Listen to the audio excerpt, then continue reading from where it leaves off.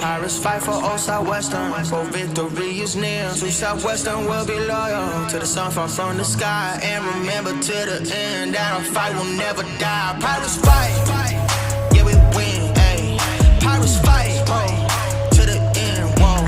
Pirates fight, yeah we win, ayy. Pirates fight, yeah, to the end, whoa, to the end.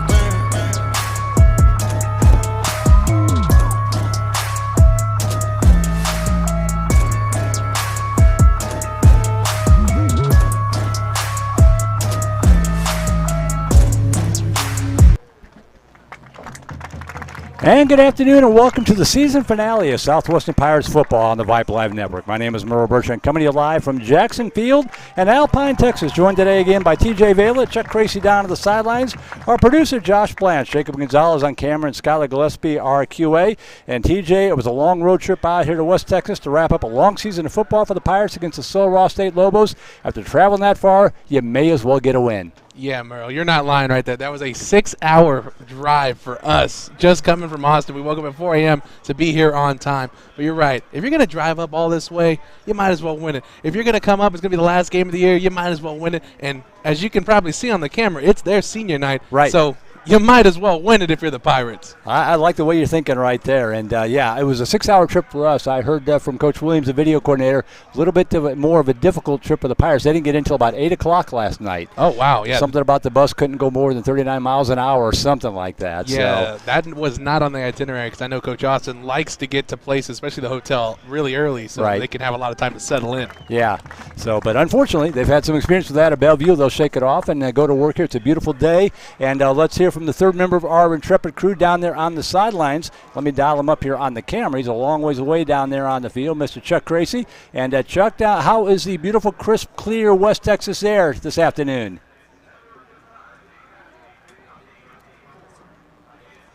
He may have lost our chat. He's not acknowledging down there, so we'll try to come back on that.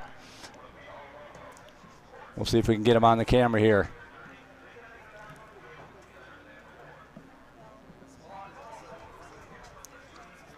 Well, let's do this. Let's go ahead and play the pregame interview with Coach Austin, get that in, and that'll give us some time to figure out what's going on with Chuck so we can get him on the camera here.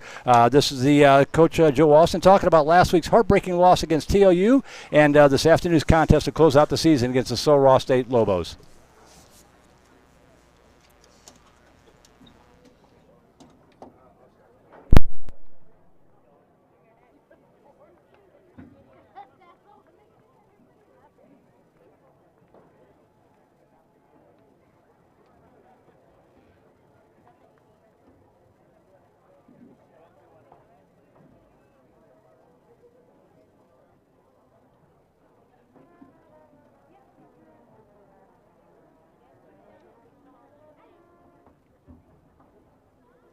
Have been up 21-0 in the first half. We could have scored points at the end of the fourth quarter. We could have stopped them on either of their two last drives. Lots and lots of opportunities to put that football game away, and we just didn't do it. On the scorecard, compared to a boxing match on Monday, we landed lots of drabs, a couple combinations, but we weren't able.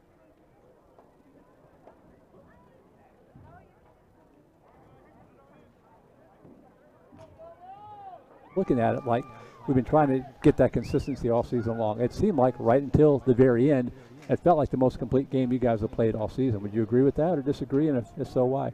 Well, it could have been. It wasn't because we didn't take advantage of those first half opportunities. At Austin College last week we did. We scored at the end of the first half, and then we scored right away in the third quarter. We just had the letdown in the fourth quarter. We haven't had that complete game yet. We've had to survive through our victories. We've had some narrow defeats. We've got to, we've got to get that Rocky IV training montage going this week, right? We got to go knock him out. I mean, I guess Rocky IV is a tired metaphor, but he had to knock out Ivan Drago, right? So right. we've got to score a knockout on somebody. When we have a chance to extend that lead and put the game out of reach and really make it a no doubt, we have to be able to do that. It seems like such an easy thing. It kind of reminds me of the baseball coach giving the home run sign at third base. It sounds like an easy thing to do. What are some of the concrete kind of steps that you and the guys can take? It's not just on the coaches. The guys have to execute on the field. We just have to keep getting better. And it comes down to making the play when you have the opportunity to make it. It's just being 100% opportunistic. And when it's your chance and you have that opportunity as a blocker, as a tackler, as a ball carrier, as a passer, as a receiver, as a catcher of the football on kicks, you got to do it. That is flat out what it does. Big players make big plays in big situations. And we've just got to get better at being able to do that. Well, the good news is you got one more chance here in 2022, one more game, a long road trip out to West Texas and Alpine to take on the Sul Ross State Lobos. They're having some of their own issues, but still a very good football team. Talk about Sul Ross State a little bit. Loaded up with transfer athletes, and not just the skill position, which is what we see every week. Even they have a 4-star offensive lineman. They've got a 3-star corner. They're another team that has a non-Division III football team playing Division III football, loaded up with Division I players. And so, kudos to them, but it will be a challenge from an athletic standpoint. Some of their inconsistency has come from injuries, I think. Injuries at the quarterback position. And so I think, how they will play today will probably be based on the quality of their quarterback play. I really like the way the Pirates are starting to get a running game going. We had the offensive line getting named as Offensive Players of the Week last year. I thought the defense was swarming to the football well. So are you hoping that carries over against Sul Ross State? And how difficult is that going to be to do against those good athletes? Well, of course. I mean, even in the games where we didn't run the football well, you have the goal to run the football well. Right. So hopefully we continue to do that. As you mentioned last week, the offensive line was picked by their teammates as the Offensive Player of the Week, the second time this season that's happened.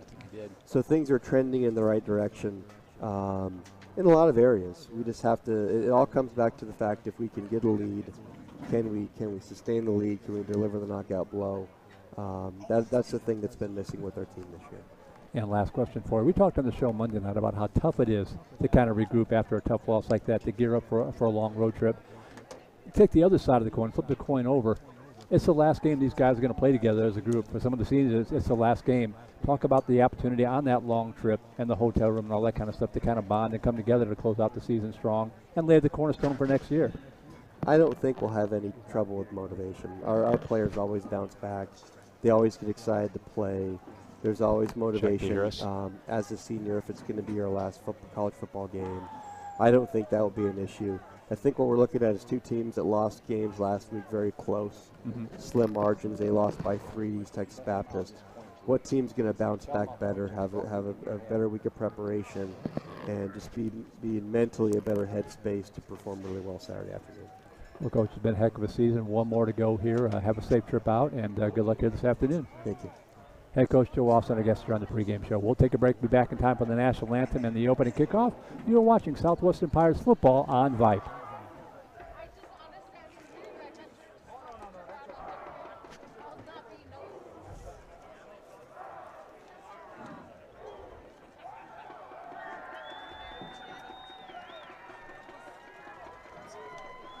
And welcome back to Jackson Field here on the campus of Sul Ross State University. And let's see if we got Chuck dialed up down there on the sidelines. Chuck, I don't know if you can hear us or not, but if you can look up here, we can point to you. We can get you all queued up.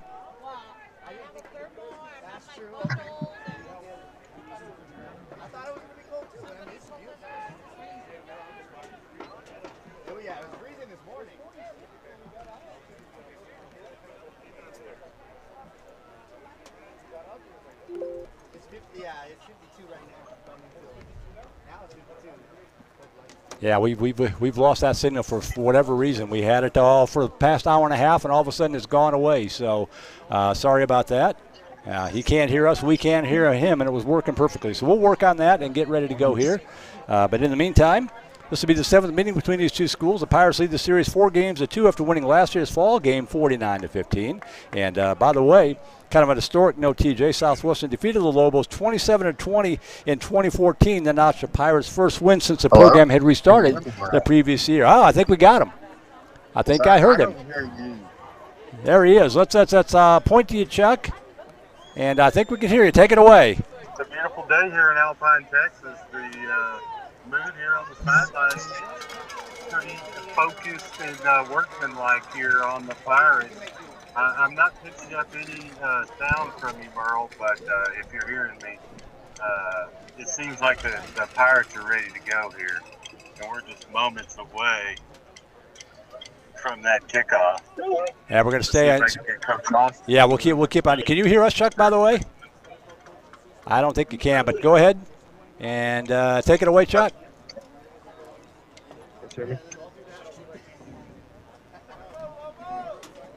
All right, Coach. Last game of the season. It's a beautiful day. The mood of the team seems pretty mellow, ready to play. What do you tell the team? Not a whole lot. It was a pretty relaxed soccer game. Good. Hopefully they're going to do it. You moved the ball really well on offense last year. I think got a lot of that. So we're going to limit one.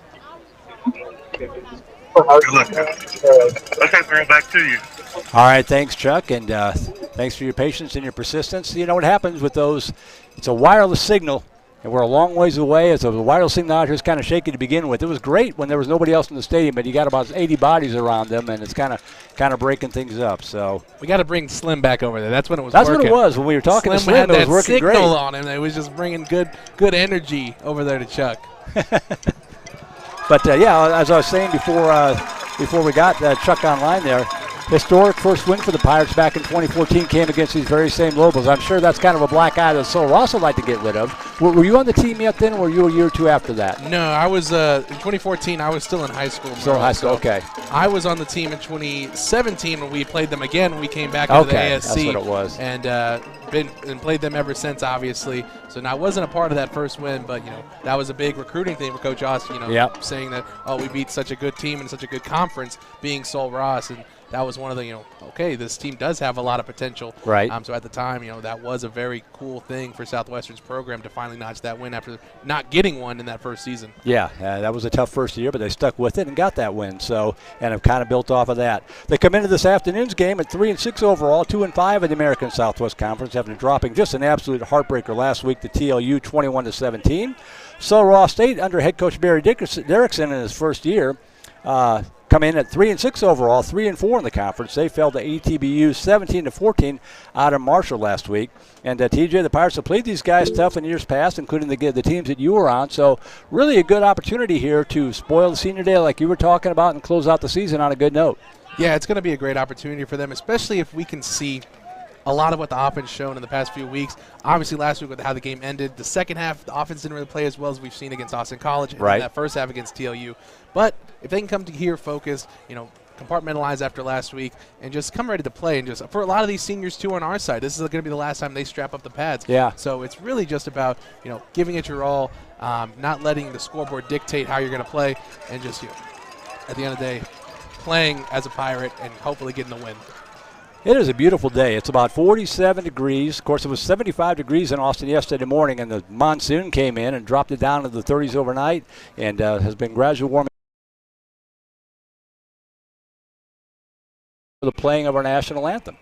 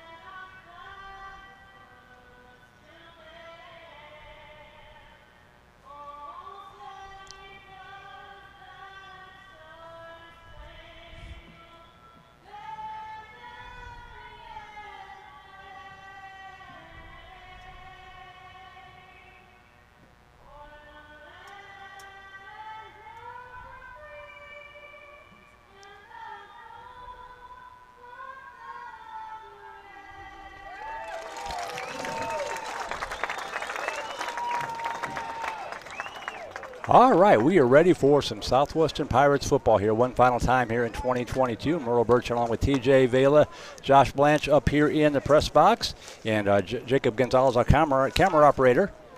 Where is he at? He is right down there. Get that on camera if you can, Josh. Shows you what kind of logistics we have to deal with there. There he is, doing a great job running the tight and the wide cameras as the captains meet out in midfield. He's used to being on the roof. He is, yeah. Not right in front of the press box. Yeah. He showed up this morning. Everybody's all bundled up, expecting it to be about 25 degrees like it was yesterday. It's actually pretty pleasant out there.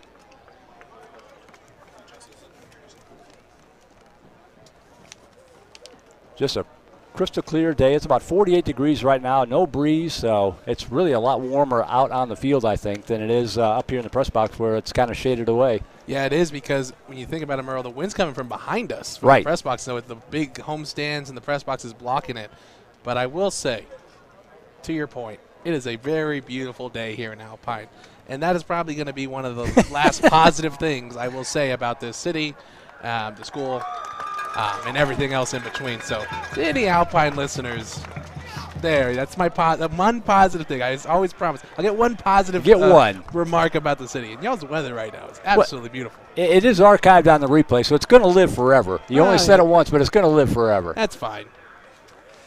Email's open here for the season finale, southwesternfb@gmail.com. If you want to give us an email, I'll try to give you a shout-out if I can.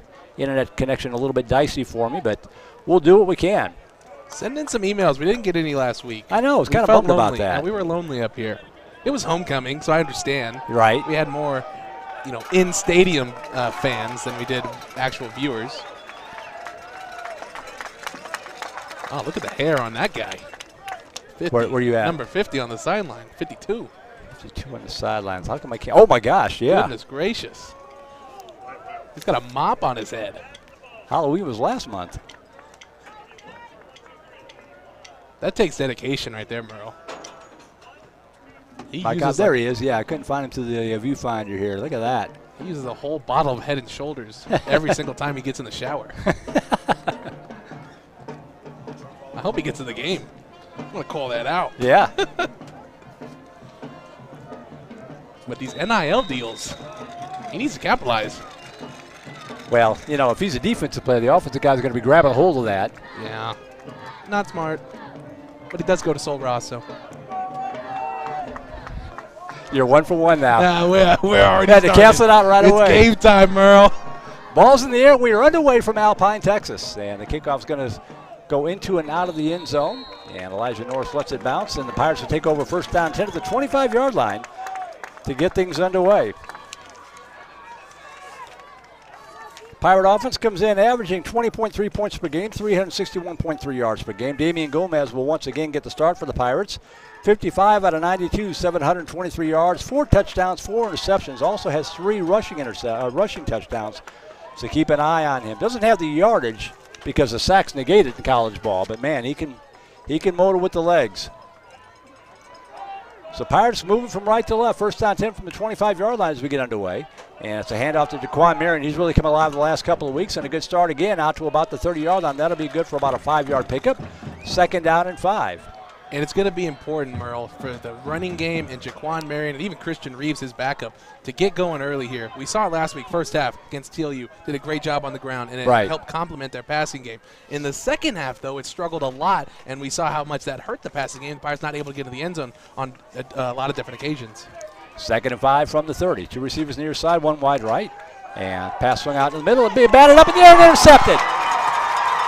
Down to the 15-yard line, saving the touchdown was Ethan Powell, but the ball tipped up in the air and it dropped right in the arms of Jalen Busey, a senior out of Brennan High School in Tampa, Florida, and a big break early for Sul Ross State.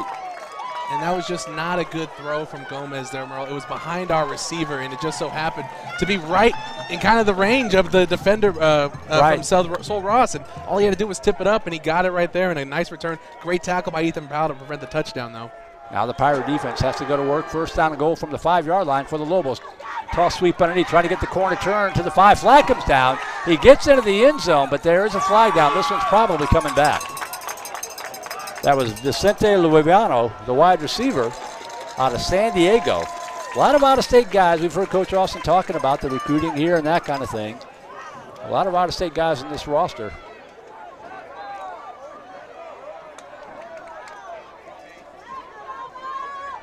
Still no signal about what the penalty is. I'm thinking holding.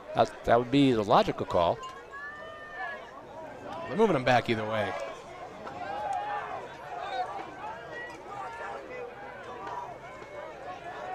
It must have been a hold. They put it back to the 15-yard line. That's a 10-yard penalty, so first and goal from the 15. And the quarterback, the freshman, Corbin Covarrubias. Handoff right side to the 10 and out of bounds at about the 9-yard line. That was Ozias Wright, a senior out of Killeen Shoemaker. And it'll be second down and goal from about the 10-yard line.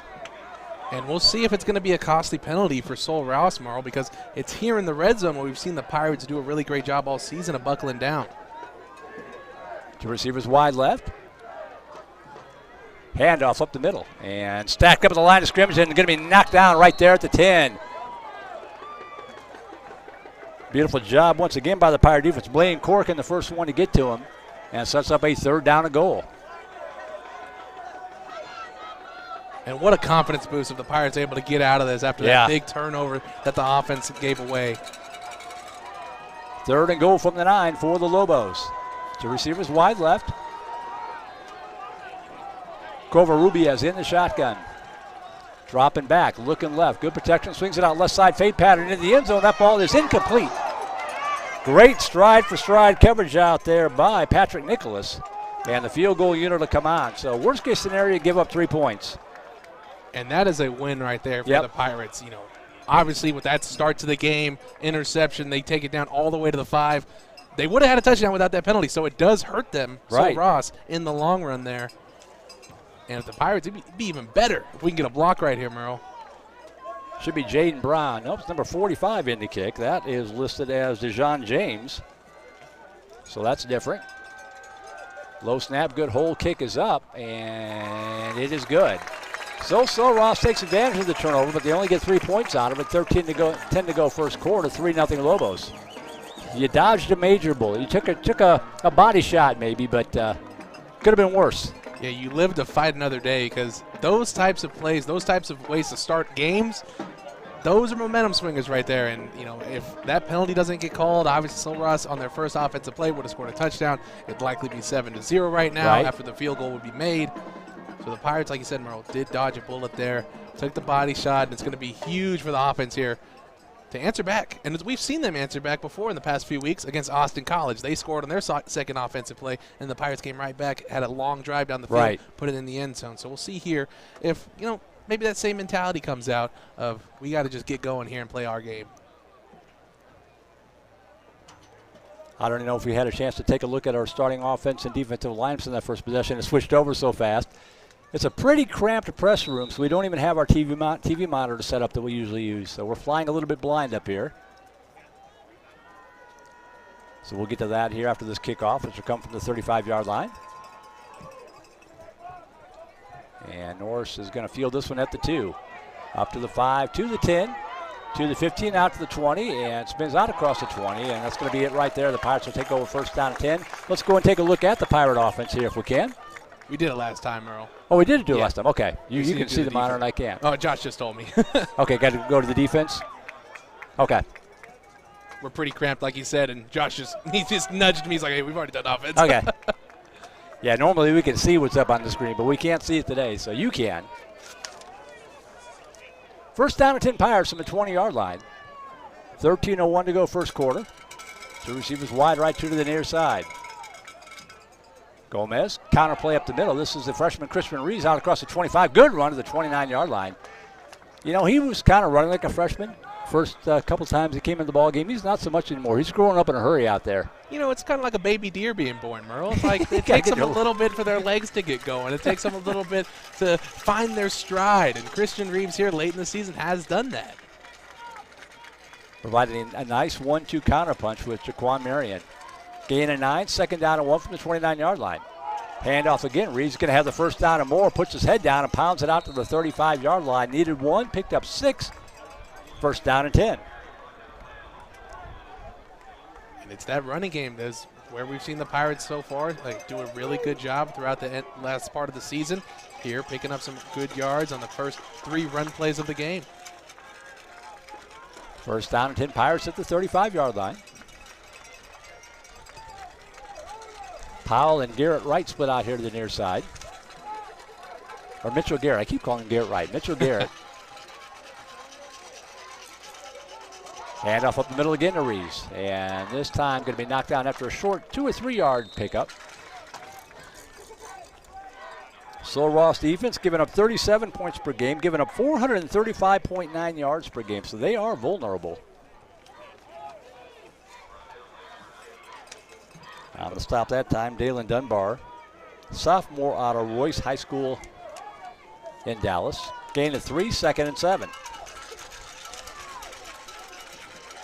One receiver wide right, one to the near side.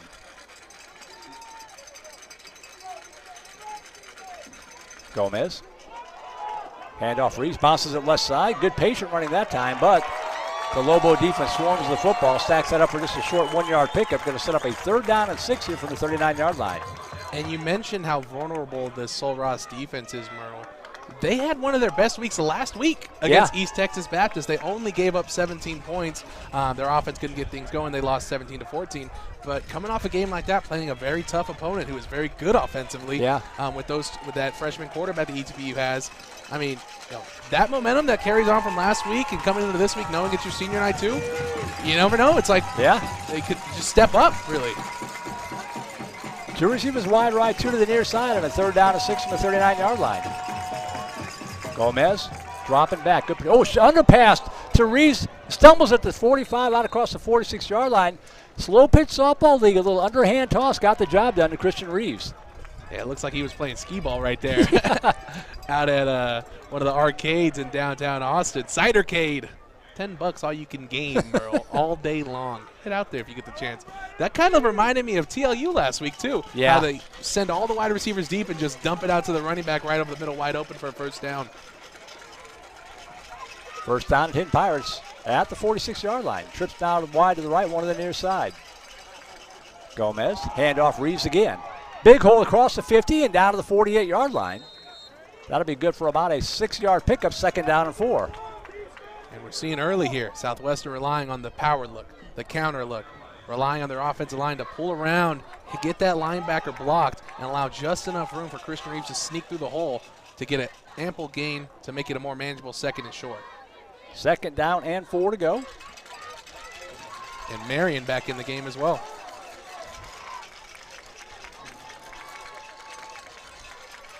Second and 4 from the 47. Dropping back Gomez. Nice pickup by Marion and the pass to Dugan Sexton. Tipped up, an interception again. Coming back the other way to the 30, to the 35, breaking a tackle. Back to the 30, flags come flying in, still on his feet and knocked down finally at the 31-yard line. About 4 flags on the field. The ball picked off by Xavier Menares. But we will check the flags. I'm guessing it's either going to be blindside blocks or holding. Yeah. On that. It's typically what you see on a play like that. But going back to that interception, Dugan Sexton had his guy beat, Merle. He had him beat. All Damian had to do was just put it right there in his basket, and it would have been a touchdown for the Pirates. An underthrown ball led to that interception. It got tipped up, and just a great job by the cornerback who was originally defending Ethan Powell of going right behind and playing defense, basically just playing like the tip ball and catching that and getting the interception.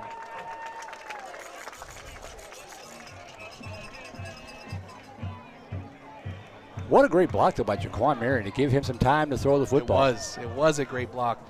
And I was thinking that Damian was going to look to that side, not to Dugan, but to Ethan Powell. Right. Because Powell had a mismatch. The guy on Powell right now is about a foot shorter than him. Right. So I'm hoping that, throughout the game we'll see more of that mismatch kind of just being taken advantage of, because I think Ethan Powell could have himself a big day if that's the case. So 1st down and 10 Lobos from their own 16-yard line, dropping back to pass, looking, firing over to the left side. That ball is caught at the 33-yard line and dropped immediately by Patrick Nicholas.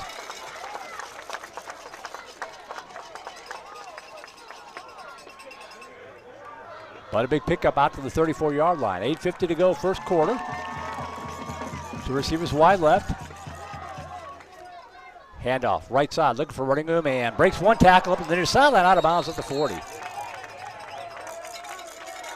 Pretty nifty running play there by Ozias Wright to pick up about 8 yards on the play, 2nd down and 2.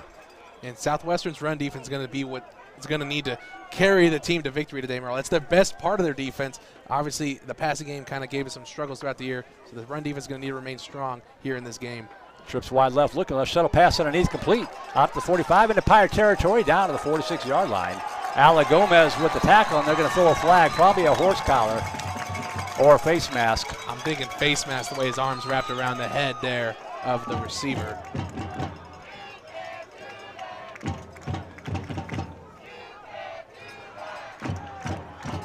Face mask was indeed the call.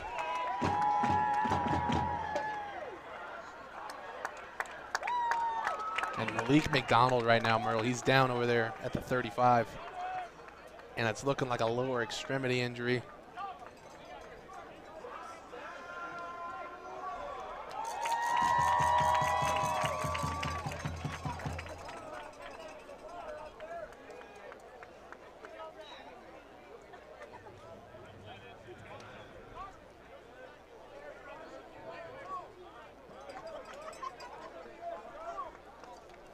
So injury timeout here with 8:18 to go. 2 turnovers early here for the Pirates. Rough start. They've shown they can move the football. They just got to take care of it a little bit better. And it's something we hadn't seen, at least early on in the game. We saw some turnovers last week against TLU in the red zone later in the game that affected the Pirates. Right. But here, turnovers early hurting us and giving Sol Ross a great field position. And we didn't see it against Austin College. It's something that Damien's kind of avoided, I think, right, throughout the year since he's been a starter. But the past, it would be now 3 quarters. Yeah, right. He already has 4 interceptions.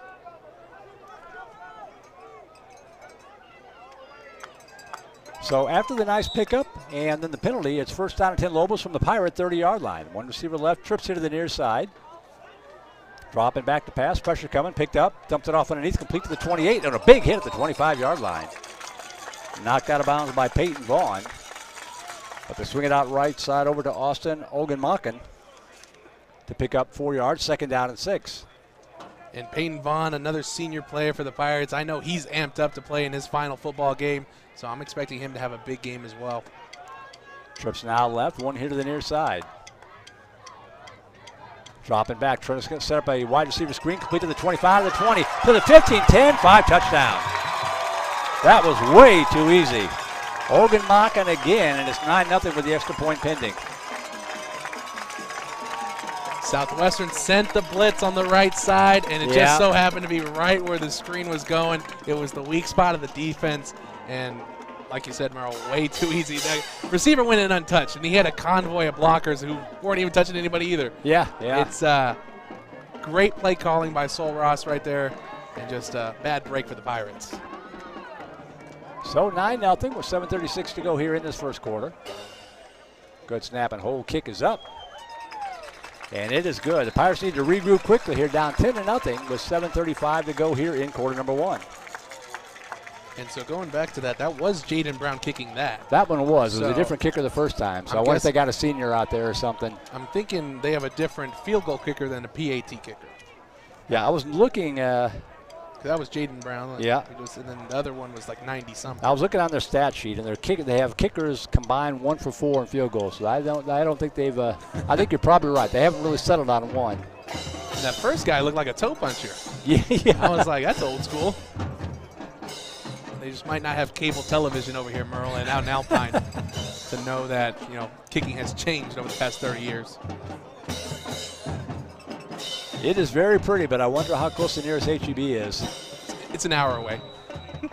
I did a lot of research on this place. The nearest Whataburger is an hour and a half.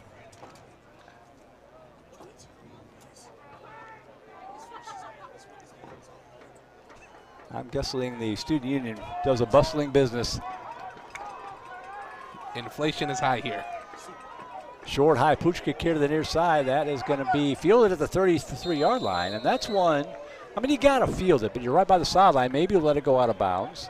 But if it bounces and back into play, then you're in trouble. So, you know, it's one of those things that we've seen it, like, especially against, remember, ETBU. Right. We saw that pooch kick that went behind Joey Robinson that did fall in bounds right next to the sideline, and then it came back. And then ETBU got the ball back, or they almost got the ball back. You never want to take a chance there. So Southwestern takes over first down 10 to the 35-yard line. Just need to put a drive together, get some points, get this back to a one-possession game. They can move the football. They got to take care of it. Two receivers right, one to the near side. Gomez, handoff to Jaquan Marion, and he's going to be stacked up at about the 39-yard line. Good second effort there to pick up the extra yard or two. He's going to bring up a second down and 6. And right now, the run game is the best thing going for the Pirates. The passing game has already given up 2 turnovers. Run game has only had one negative play so far. They're averaging at least 3 yards a carry. I'm saying keep the ball on the ground and let these big boys up front eat. Yeah, keep doing it until they stop you, right? Yep. And I don't know if the Sul Ross defensive line can right now. Second down. Handoff, Marion this time right side. Gets a block, cutting it back up the middle. And picks his way out across the 45. Fumble ball came out, scramble for it at the 48-yard line. And I think the Pirates luckily fell back on the football. Whew. Nice run, but man, you got to hang on to it. And luckily for us, Marion just fell right on top of it. But I saw it pop out, and I put my hand on my head. My hand's still there, Merle. I'm getting worried, man. I know he's battled that. At some point, it kind of becomes a head game for him, too. Yeah, I mean, that was a big reason why we didn't see him at the beginning of the year, right? It was like he couldn't shake that turnover bug with the fumbles. Pirates do pick up the first down, first and 10 at the 47-yard line. Give it to him again off the left side and going to plow out to about the 50-yard line with a rugby scrum and stacked up there after the 3-yard pickup. 2nd and 7.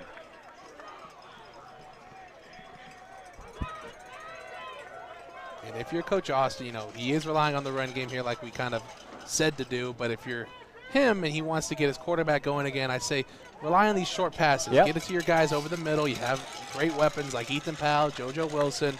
Leverage those guys on short routes. It doesn't always need to be a deep route to get the ball down the field. Trips wide right and a 2nd down and 7 from the 50-yard stripe. Gomez dropping back. Great protection. Dumps it off just like you said. Ethan Powell at the 45-yard line of the 40, and he's going to spin inside the 40 down to the 39-yard line. Gomez had all day, and you can see he had several choices to throw it to, too. And he picked one of his favorite receivers, Ethan Powell, and it's one of those things. Just get the confidence back. Those short passes do a great job, especially with guys like Ethan Powell who we've seen throughout the year. A lot of the yards from him come after the catch. Like, he's able to carry a whole team on his back for another 10 extra yards. You don't see that in D3 especially. So right. Rely on these short passes to keep moving the ball down the field. 1st and 10 from the Lobo 39-yard line. Deepest penetration thus far. Marion bounces it off left tackle, 35 to the 30. Inside the 30 and down to the 26-yard line. Hard running by the sophomore, Jaquan Marion. And now a little pushing and shoving. As a helmet comes off of one of the Sul Ross State players, he'll have to sit out of play. And that is James Parker. They're clamoring for a taunt right there from Marion. It was close. He was right in the face of him, and now he's flexing on him. They're softer than a Twinkie feeling. There's no taunting on that, Merle. This is a good drive. We saw this last week. You got to finish. 4:50 to go, first quarter, down by 10. Trips wide right, first down and 10 at the Lobo 27-yard line. Marion again. Steps out of the attempted tackle and gets it down to the 25-yard line. Made something out of nothing. Ooh, there was a push right there that could have been called on the defensive back for Sul Ross State. Get a little chippy early. Well, Ethan Powell said, "Who's your daddy?" and put him right on his back on a pancake block. So, I mean, it's one of those things like, yeah, I'd be upset too. Yeah. But it is getting chippy early, and we've seen it against, teams like Howard Payne. It got chippy there. Right. CLU last week, it got chippy there. And so it's one of those things. When two physical teams meet like this, in Southwestern, as physical as they come, it's going to get chippy at one point or another. 2nd down and 8 from the 25-yard line. Gomez dropping back, looking left. Nothing there. Fires over the middle of the field. Incomplete to Ethan Powell. A little bit high. As pressure coming in. Going to set up a 3rd down and long from the 25-yard line. That haze coming across the screen, by the way, that's dust blowing in from West Texas as the wind has picked up. The American flag in the left end zone is hanging straight down. The flags at the top of the stadium are gusting from left to right. Even the apparently, even the dust doesn't want to be here, Merle.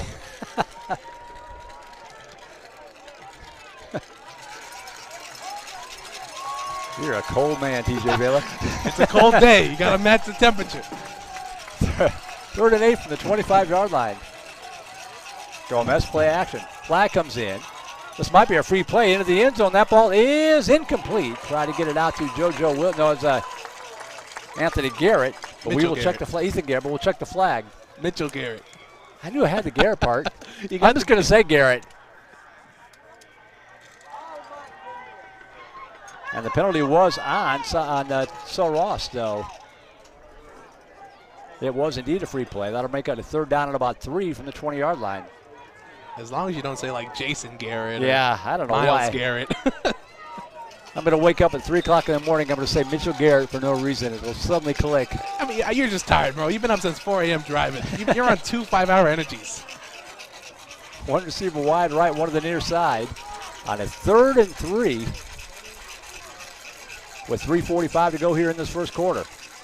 Christian Reeves back in the game lineup to the left side of Gomez, and he's going to get the carry up the middle. And he looks like he has a first down to about the 16-yard line. It's going to be close. Very close. But the White Hats signal first down. Yep. I haven't seen a measurement all season. Yeah, we were talking about that last week, right? Like, even in your high school games, you haven't seen a measurement. That is something. Maybe these refs are just getting lazy. Yep. I'm not going to complain if it's helping Southwestern, though. 1st and 10 Pirates at the Lobos 16-yard line. Pirates trying to claw their way back into the game, down 10-0 early. Two receivers wide right, 2 to the near side. Reeves now all set to the left side of Gomez. Give it to him again up the middle, and he's going to get down to about the 15, maybe a gain of a yard of the play. 2nd down, and another flag comes in after the play. And the way Sol Ross was showing or doing the flag signal, and maybe on Southwestern, I think Ryan Gutierrez got in there and pushed and shoved a little bit too much after. He was trying to pick up Reeves, obviously, but there's certain extents that the refs will not allow you to do, and it may hurt the Pirates here. Ethan Powell's still upset. Well, it's his last game, too. Yeah. Well, he's going to Rice next year and going to play there, but it's his last game for the Pirates. Personal foul on the Pirates. That comes at a really bad time. Yep.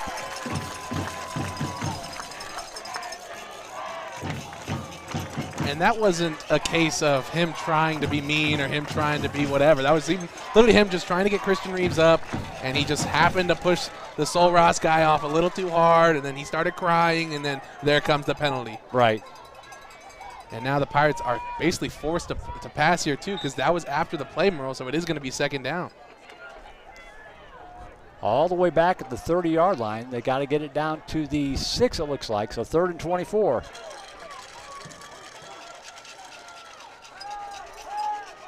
Left side, and Gomez right back to the line of scrimmage. That's going to be about it. So 3rd down and a bunch from the 30-yard line. Be a 47-yard field goal from here, if worse comes to worse. And that's in his range. It is in his range, but the wind has picked up. He was kicking him from there in pregame, but the wind has kicked up since then. Oh, and it's blowing our direction into us now. Yeah. Huh. It's kind of shifted around here. It's a good call out. I didn't even notice that. The 3rd and looks like, 19 to go to get it? No, 3rd and 24. I was right the first time. 3rd and 24 from the 30-yard line. Gomez with Reese to his right, 2 receivers split out to either side. Give it to Reese, playing it safe. Nice run up the middle. Bouncing to the outside of the 20. Gets a block on the edge to the 15, to the 10, to the 5, and out of bounds to the 4-yard line. They pick up the first down, according to Chuck Tracy, down to the sidelines. There you go, Chuck. I don't think that was the plan from Coach Austin, but that works. It works. You kind of get the feeling they were going to try to pick up 10 yards and get it closer to the center of the field, but great blocking up front, and the receivers on the right side. I think Powell was out there. It was Powell and Garrett, and a great block from Garrett that helped spring Reeves all the way up to the now 5-yard line. So first and goal from the 5. Gomez going to keep it himself and drag a tackle towards the goal line down to the 1. Second down and goal. Coming up in the 1-minute mark. Going to stop the clock for some reason. I don't see a flag. Helmet came off. Oh, helmet came off. Okay. That was number 22, Jade Rios. He just came unblocked off the edge. He had a chance to tackle Gomez in the backfield, but Gomez kind of carried him all the way to the 1 there, and then his helmet came off. So Pirates have 3 plays here, Merle, to get the ball in the end zone. Yeah, they're not thinking 3 here. 1 minute to go, second to go from the 1-yard line. Gomez with Reese to his left. Gomez high snap, takes it anyway, plows towards the end zone. Did he get it in? Not quite. Third down and goal from inside the 1. And that high snap there kind of messed with Gomez, I think, because he had to reach back and get it, and then he was tippy-toeing into the end zone. We don't typically see that from him. He's a very hard-nosed runner. And I think once he saw all the bodies that were already there, I mean, that split second of having to reach back and catch that snap affected him just enough.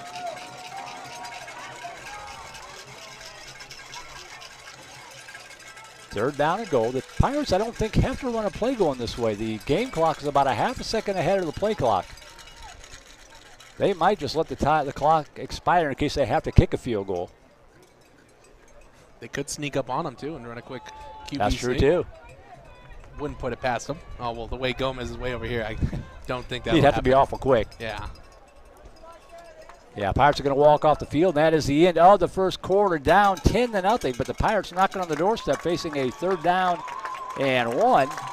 And Chuck, I don't know if you can hear us or not. I think you can. I hope.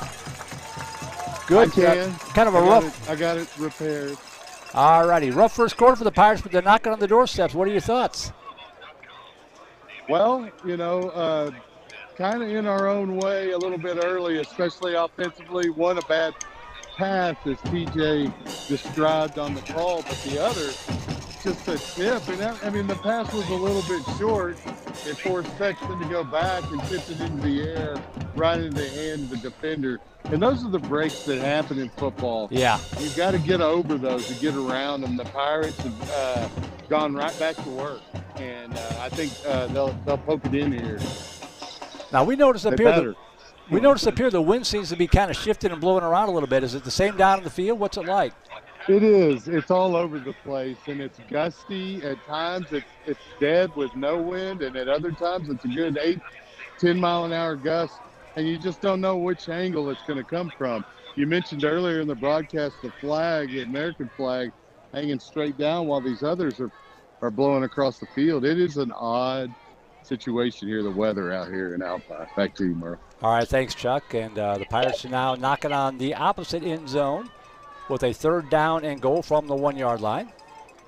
Going from left to right with the swirling wind apparently at their back now. Hopefully that'll help blow them into the end zone, make this a one-possession game. Gomez in the shotgun with Reese to his left.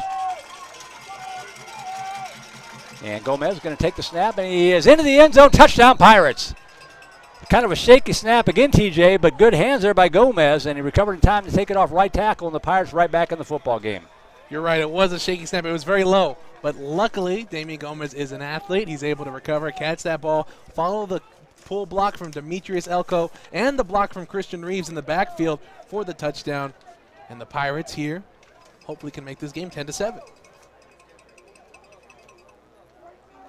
So Charlie Fournier on for the extra point.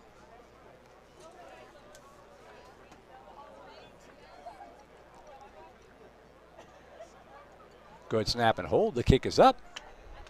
And the kick is good. So just underway second quarter. Pirates right back in the football game. They trail it now 10-7.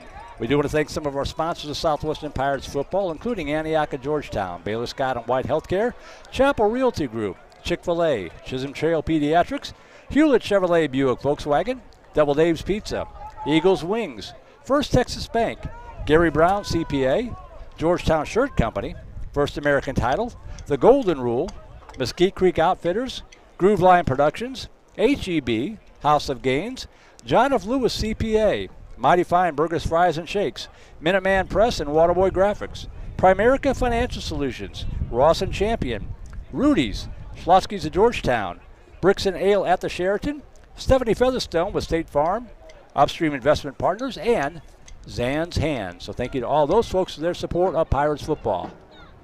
That Brooks and Ale place is pretty good, Merle. Is it really? I've never been there. I went, they were doing a little homecoming thing a few weeks back for the alumni football players, and it was there. And good food. I was very impressed. You heard it from TJ Vela. And you can trust my food reviews. I know for those who have seen the camera views of us, you can trust them.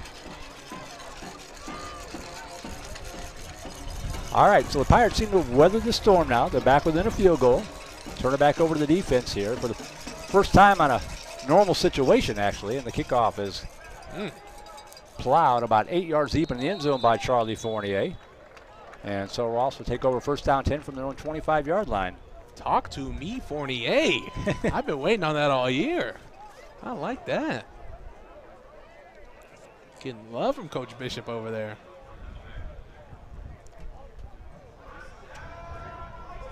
I talked about it being a really nice day. The wind is blowing into the press box. It's not so nice now. It's starting to get a little chilly. Well, I'd rather have this than what we had in Brownwood. True. With it's like a microwave and there's some hot pockets in there. All right, handoff up the middle. And the Pirate defense swarms the football, but he spins out of it and picks up 2 or 3 yards on the carry.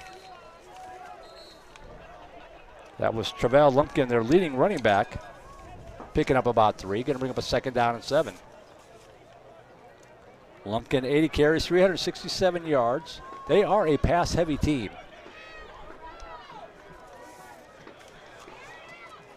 Second and 7 from the 28. Dropping back. And now the pocket breaks down, rolls to his right. Being pursued, gets out of it. Going to tuck it under and run, get what he can. Drug down from behind. Looked like that was going to be a big play, but Corrigan got him around the ankles. Yeah, he pitched it there at the very end, Merle. Oh, okay, that's what happened. He pitched it, and then a huge tackle there by Corkin, getting the Lobo that was trying to leap over him. What a savvy play by Corbin, the freshman of El Dorado, Texas. So sets up a 3rd and 3 from the 32-yard line. Handoff left side, and that's going to go nowhere. I think that was that Malik McDonald that got in there first, or was that Levine? It was McDonald.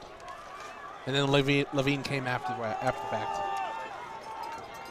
So a 3 and out. There you go. First one of the afternoon. And I'm surprised on that play call there, Merle. 3rd and 5. Yeah. You had just mentioned they're a pass-heavy team. You know, in those types of situations, you want to rely on your strengths.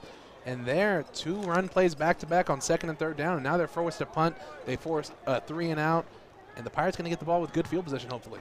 Chris Ruiz, their punter, averaging 39.3 yards per punt. He'll hit this one into the wind. Good snap back. Pressure coming up the middle, but picked up, and it's a line drive kick. JoJo Wilson fields it at the 30. Right up the middle. 35 to the 40. To the outside, stiff arm. 45 to the 50. Into Lobo territory and out of bounds at about the 43-yard line, give or take. Love that north-south running burst right up the middle. Wilson, I love that right there. And it's something we haven't seen all year either, Merle. Right. A very solid punt return like that. If the Pirates can get that going here and they can keep forcing 3 and outs, it's going to be a fun ride home. But I don't want to say anything right now. I'm just going to say it could be. First down and 10 from the 45-yard line. Great field position. Pirates down by 7, but a good start to this drive. 1 receiver wide left, 2 to the near side. Marion back in the ball game. He's going to get the carry up the middle. And a nice hole inside the 40, down to the 37-yard line. Again, this defense gives up almost 400 yards a game, and the Pirates are punishing them up the middle. And this offensive line right now is playing absolutely disrespectfully towards the Salt Rods defense. You got Brian Gutierrez pancaking someone. You have Matt Gomez pulling around, demolishing the linebacker. They're playing like the Dallas Cowboys 1990s offensive line with Larry Allen and Nate Newton, Merle. You can't stop that offensive line. We could have ran behind that one. Second down and 2 from the 37-yard line. Marion again. And this time, you jinxed them. He's going to get back to the line of scrimmage. Maybe picked up a yard with the second effort. But good penetration that time by the Lobo defense. Javion Moses, the linebacker, getting a hold of Marion. I watched a video last night on announcer jinxes. Oh, is that what it was? It was like midnight. I couldn't go to bed. I knew we had to wake up soon. I was like, dang.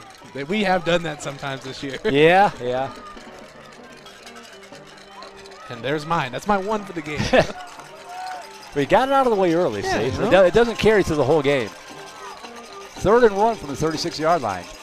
Our broadcast, my rules. Handoff, Marion again. And he's going to be stacked up at the line of scrimmage, maybe even losing a yard. So now an interesting situation here on a 4th down and 2 from the 37. I think you got to go for it. It'll be a 54-yarder.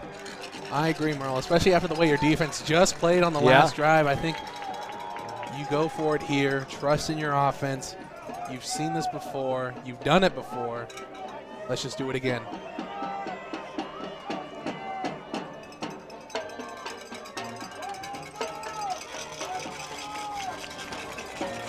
$11:14 to go first half, down by 3. Facing a 4th down and a long one from the 36-yard line. They gave him a pretty good spot.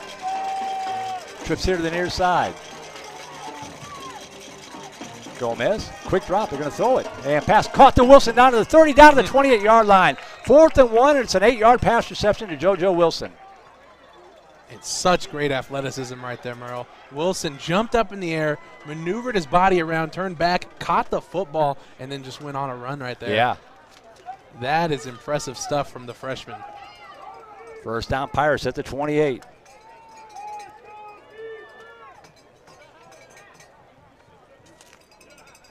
Two receivers near side, 2 wide left. Gomez, play action. Looking over the center of the field, caught Ethan Powell to the 15, inside the 15, down to the 13-yard line. And it'll be first down, Southwestern, knocking on the door. They're doing just what you said, those short, confidence-building passes. And it's another thing, too, when you run the ball so well on the first down, and it's what they've done all game so far, when you run a play action on first down and you have the defense biting like that, it leaves the middle of the field wide open for guys like Ethan Powell to make the play on the ball and get another first down for your team. First down and 10 from the 13-yard line. 2 receivers left, 2 to the near side. Gomez, handoff Marion up the middle, and this time he's going to be swallowed up and pushed forward back to the line of scrimmage. That's about it. No gain on the play. Involved on the stop for the Lobos was Rodrigo Rivera. 2nd down and 10. Clock continues to roll. 9:39 to go first half.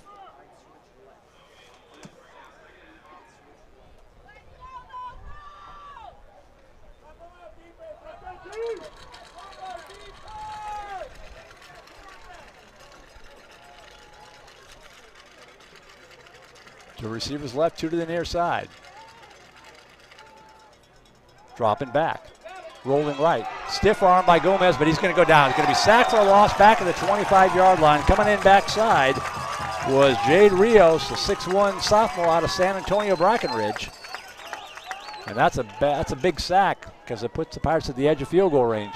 Huge sack right there. And looking back at that play, I'm wondering if Marion in the backfield, who was supposed to pick up that blitzing linebacker Rios, thought the ball was going to come out a lot quicker because he didn't engage Rios at all. He just kind of shoulder bumped him and allowed Rios to shed the block and make the sack there on Gomez.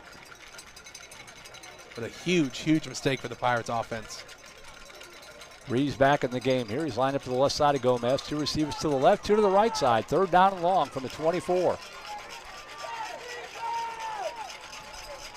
Gomez, handoff Reeves. Nice hole, 20, and down to the 15-yard line. Got a big chunk of it back and makes it a manageable field goal here. It'd be about a 32-yarder. Nice run by Christian Reeves off right tackle. Yeah, that's what the Pirates were trying to do on the last drive when we ended up just getting the first down, 20-plus yards. I thought maybe we'd see a little bit of magic like that again, but nevertheless, Fournier up here. This one will be a 31-yarder. He is 6 out of 10 on field goals with a long of 39 out of the hold of Gomez. This one from the near hash. Winded is back for the tie. Good snap and hold. Kick is up. Looks good from here. And right off the roof of the clubhouse, so we have a brand new ball game, 10-10 with 7:41 to go. Great response by Southwestern on the road. That was a great response, Merle, especially because first play of the game, second play of the game, turnover. Right. And down 10-0 early, able to come back here, tie the game up 10-10, and they have silenced this Sol Ross crowd here on senior night. Wind has switched directions, by the way. It's now blowing from right to left. Switching up on all of us. It's changing its mind more than my mom changes her outfits before we go out to dinner on a Saturday night. It's quite a bit.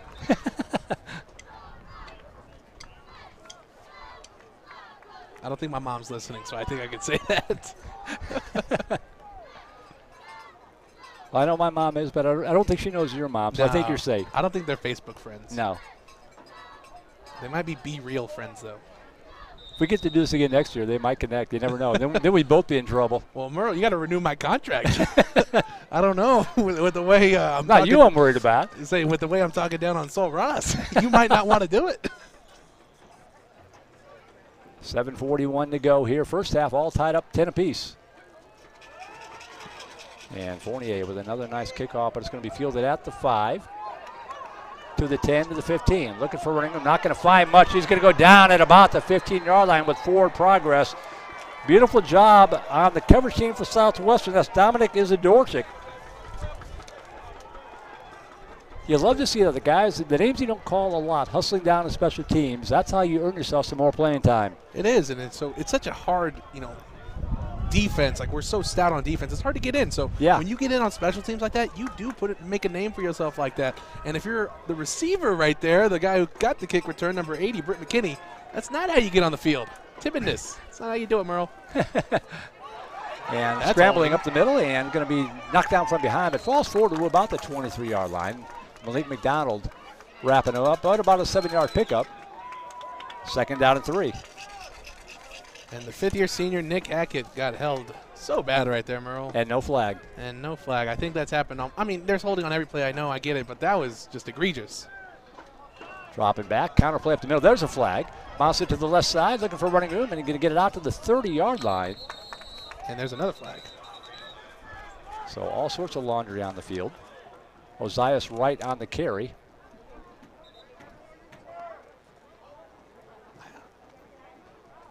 I thought it was going to be a makeup call with this sideline judge. And the other guy just threw a random flag.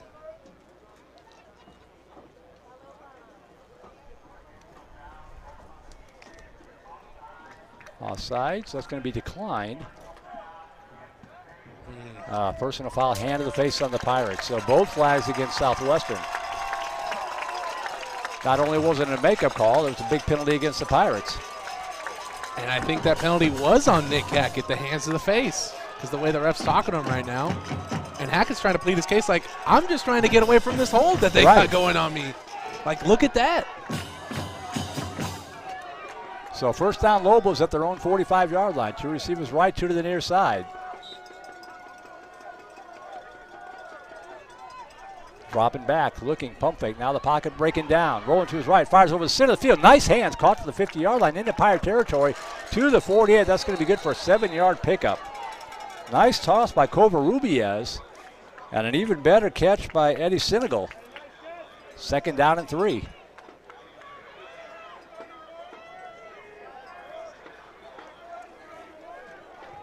Six and a half to go first half. All tied up at 10. Covarrubias dropping back, looking, firing over to the right side. All alone out there at the 42-yard line. Too soft and knocked down at the 40-yard line. That'll be good for a Lobo first down. And that's one of the things that we've seen with this zone all year, Merle. Yeah. Once the offense is able to just feel it out and find those soft spots, they're going to keep attacking them. That's what we saw last week against TLU. It's what we saw with Austin College once they started passing the ball. Right. And we knew coming into this game with Sol Ross being a pass-heavy team, it was going to be something the Pirates needed to address. But here, early on, not able to do so on this drive. First down 10 at the Pirate 41. Trips here to the near side. Covarrubias, and a whistle blows. This one's going to be against the Lobos. Procedural pushing back 5 yards. So that slows him down momentarily with 5:58 to go. Marcus Ross was pointing at the wide receiver right in front of the sideline judge over on the Southwestern side, saying, hey, he kind of got a false start there.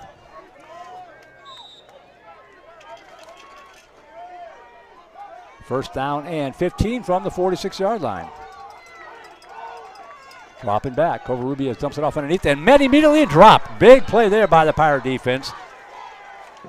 That was Jamarcus Ross read that play all the way and dropped him for about a 2-yard loss, 2nd down and 17. And if you look at that play, that was the play that Sol Ross scored on, bro. That was that wide receiver screen. This time, Jamarcus Ross is ready for it. He attacks it early, sees how the wide receiver is playing it, and is able to sneak under the offensive line to make the tackle right at the line of scrimmage. 2nd and 17 from the 47-yard line. Dumps it off right side, complete, looking for running into the 45, and shoved out of bounds near the original 1st down marker by Alec Gomez. Is going to set up a critical 3rd down and long coming up here from the 41-yard line.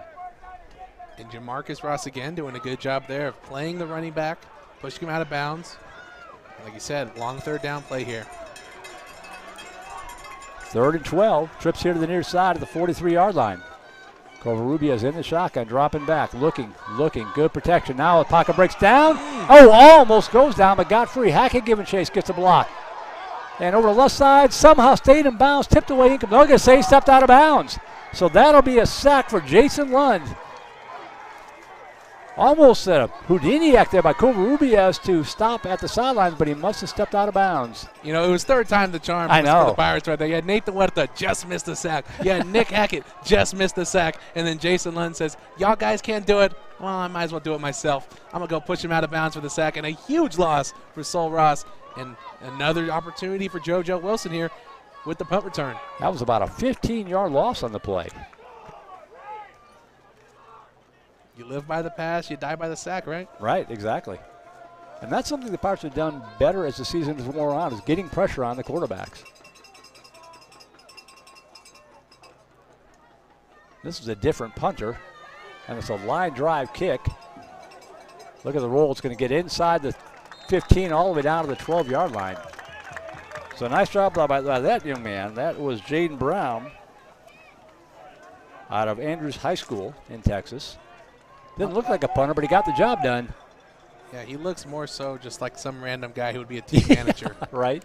And I'm surprised they can recruit so many kickers and punters, you know, given the fact that it is in Alpine and it is Sol Ross University. I don't know how they can do it, Merle. Not that you're biased at all. I mean, I'm very biased. But I'm also very logical. Let's be realistic here. 2 receivers wide left, 1 on the near side. 10-10 ball game, 4:05 to go first half.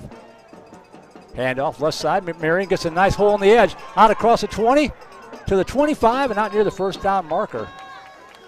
And a nice job that time not drawing the flag by Mitchell Garrett. And I got his name right for a change. He could have blocked somebody in the back and you could see him pull up. It was 3rd time's the charm for you too, finally, on the name. No, you're like you said, great job by him not getting the behind the back penalty called there because that was a huge run by Jaquan Marion on the 1st down play. And his 1st down plays on the first play of the drive have been huge for the Pirates here. Minimum 5-yard gains. Picked up 9 on that one, 2nd down and 1. Going to give it to Marion again. He's going to bounce it off right tackle this time.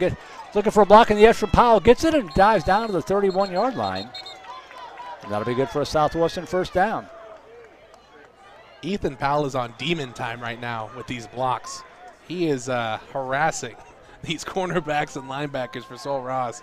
I feel so bad for number 14 because, like we said earlier, he's a foot shorter than Powell. This is not fair. It's kind of like you're going to play football with little brother in the backyard. Right.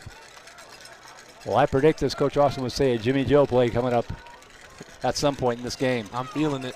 And with JoJo Wilson, too. He's a foot taller than this guy. That's true. Goodness. 1st down and 10. Handoff up the middle. And out across the 35 to the 38-yard line.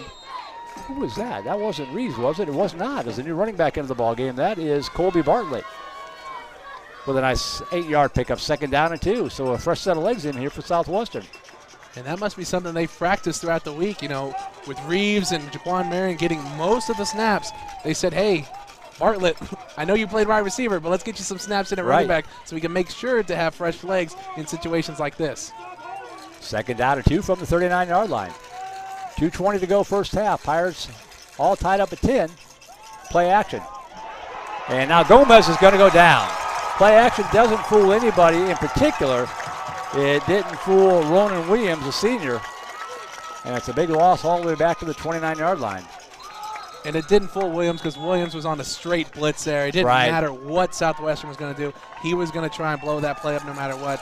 And he did. He got Bartlett, and it was one-on-one, and Williams won that battle and was able to get the sack. And a huge loss there for the Pirates, Merle. Makes us a tough third down play coming up. And a timeout taken by Sul Ross. They want to stop the clock and try to preserve some clock if they can get the football back here after they stop the Pirates in their mind on 3rd and 12. So then if you're the Pirates here, Merle, do you want to pass it? Do you want to try and get to the first down? Because an incomplete pass stops the clock. Right. And makes Sul Ross not have to use a timeout. If you keep it on the ground and you've done it before, you've gotten big gains on the ground, you kind of force them to have to take that timeout if you don't get the first. So we'll see here what Coach Austin wants to do.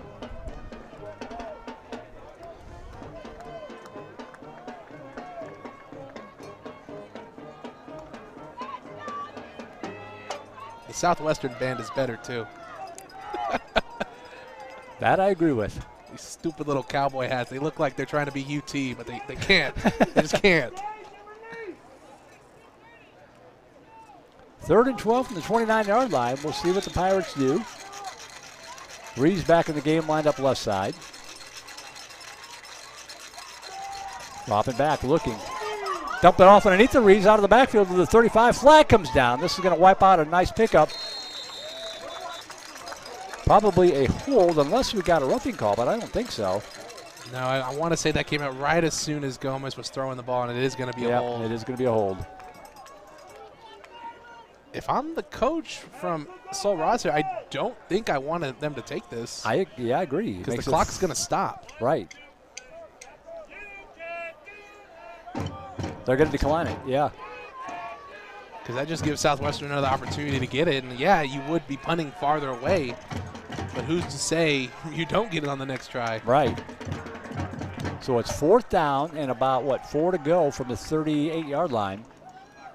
And they do take a timeout. I thought Reeves got pushed out of bounds there. So Lobos take their second timeout. I believe they have one remaining with 1:53 to go.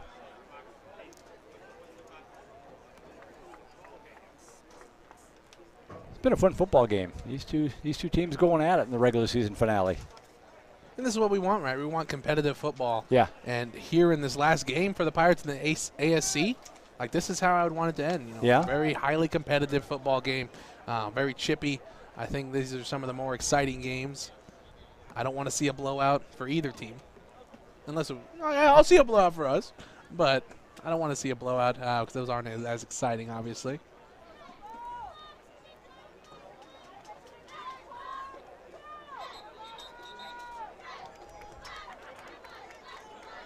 I do have to say, though, I'll say another nice thing about Sul Ross. It's something that Josh Blanch, our producer, said earlier before the game. They do have cool helmets. I'll give them their flowers for that. They look like Josh said earlier, Louisville when Lamar Jackson was playing. So they have cool helmets. So nice weather and cool helmets. That's their recruiting pitch. 4th down and 3.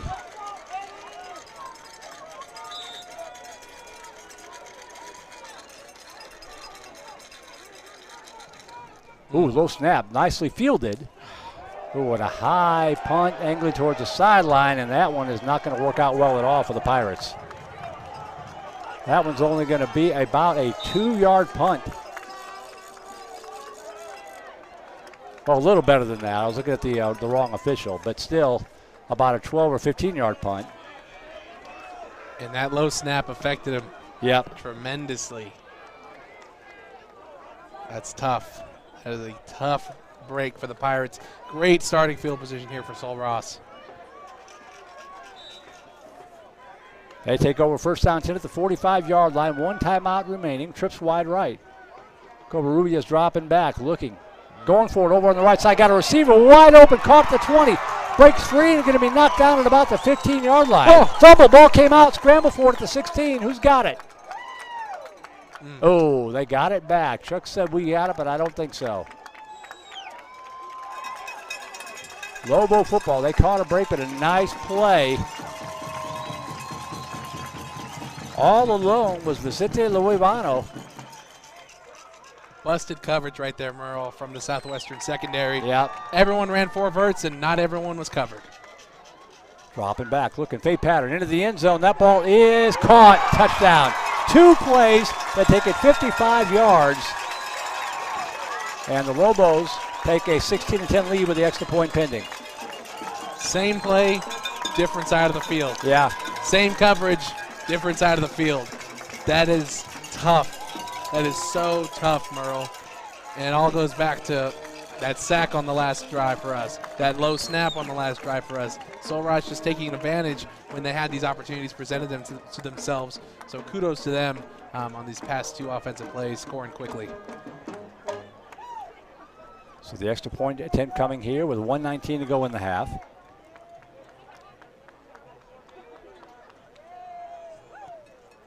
And the kick is up and into the trees in the end zone. With 1:16 to go first half, Solross State takes a 17-10 lead. Well, Pirates had to respond to adversity earlier in the game and were able to do so. They've got 1:16 to work with. I wouldn't mind a nice long return, even if you get a field goal out of it. I think getting points here just any way they can is going to be huge because Solross gets the ball in the second half to start. Right. And these types, like that type of drive right there, scoring quickly, that's momentum. Their crowd's back into it now. So, like you said, Merle, I think the Pirates need to move quickly here and maybe get a big return. Yeah. You never know. JoJo Wilson has shown some great things here in this first half. And, well, it will be Elijah Norris back there. With Elijah Norris looks like right, and JoJo's over here on the near side at the 20-yard line.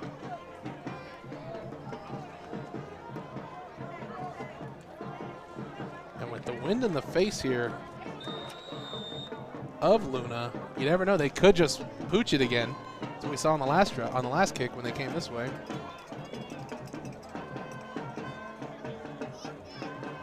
Kickoff coming from the 35-yard line. It is going to be a pooch kick over to the far sideline. Going to be fielded by Wright to the 20, and he's tripped up as he crossed the 20. It'll be first down 10 at the 22-yard line for Southwestern with 1:12 to go.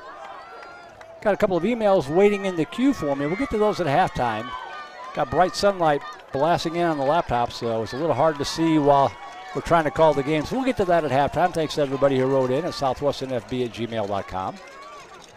Haven't forgotten about you. Ooh, offsides on the defense. I didn't see a flag. So that'll tack on another 5 yards. Coach Austin's going to have him re-kick. Even better. Appreciate it.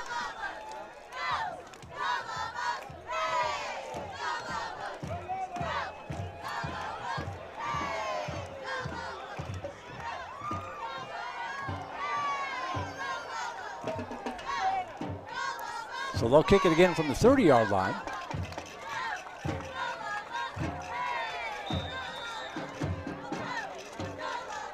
That's actually Kai Jackson out there, number 18. Not 81, Garrett. So now I get the name right, and I got the numbers dyslexic. We got a lot of season left, Merrill. We'll work through it. And this kickoff is going to go back to Elijah Norris. He's going to field it up to the 15 to the 20. To the 25, looking for a running room, cuts it across the 30. Trying to get to the edge, can't quite get there, but he spins out to the 33-yard line. So that penalty cost Solross about 12 to 14 yards. Ethan Powell's getting into people's heads, man. I'm sorry, like the way he's doing it right now, I love it, Merle. Like, you put him on the offensive line right now because he's putting people on their back every single play. I think his sister Sarah may have just made him mad before this game. Who knows? And then he gets up and trots off away from the play. You know, he's like taunting. I'm telling you, he's on demon time. Yeah, it's the only explanation, Merle. I need a long touchdown from him right here, though. So 1:03 left to go in the half. First and 10 Pirates at the 33-yard line. Gomez dropping back. Pass over to the left side, complete to Dugan Sexton out to the 40. Breaks a tackle at the 45 and knocked out at the 46-yard line. Good for a 13-yard pickup and a Pirate first down.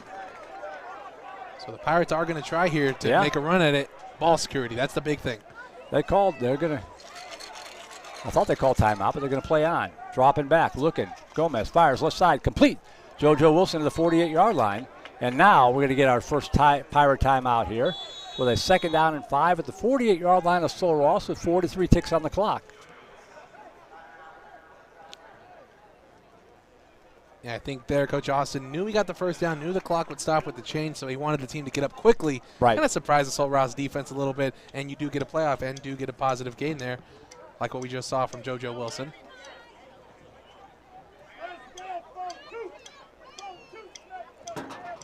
And the 2-minute drill is not something the Pirates have seen a lot of success with this year, right, Merle? Right. So, I don't know. It's something they practice. It's something that obviously you have to have plays ready for. So I think here we do have an advantage with our size with the receiving core compared to their secondary. So if it comes down to it, and we know based off the last play last week against KLU, Gomez has an arm. Yeah. So if the ball stays right here, due to some wacky circumstance, we know Gomez can, shoot it over there.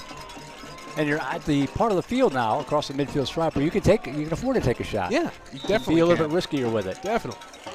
2 receivers left, 2 to the near side. 2nd down and 4 from the 48. Gomez rolling right, stepping up, and fires over the right side. He got a receiver wide open inside the 20 down to the 15-yard line. Mitchell Garrett on the reception. 1st down, Pirates. They're going to hustle up here and spike the ball as they stop the clock to move the chains. 36 seconds. Plenty of time to work with a couple of timeouts. Now the clock is rolling. We're not spiking. We're going. 27 seconds. Gomez dropping back, rolling left. Oh, he's going to go down. Going to be sacked back at the 22-yard line. Now you're going to get a timeout.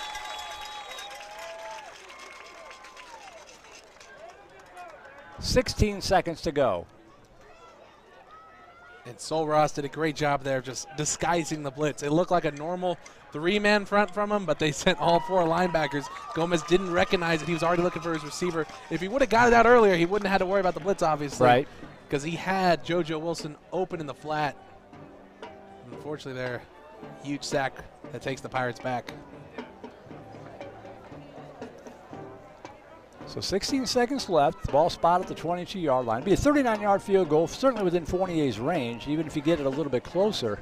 But you've got time to take a play or 2 here before you have to trot them out. Yeah. And going back to that previous play, Merle, I'm kind of surprised with how lackadaisical the offense was moving towards the line. Like you said, it looked like they were going to spike it, but they took like 10 seconds off the clock right there. I know. By not having that urgency to go run a play.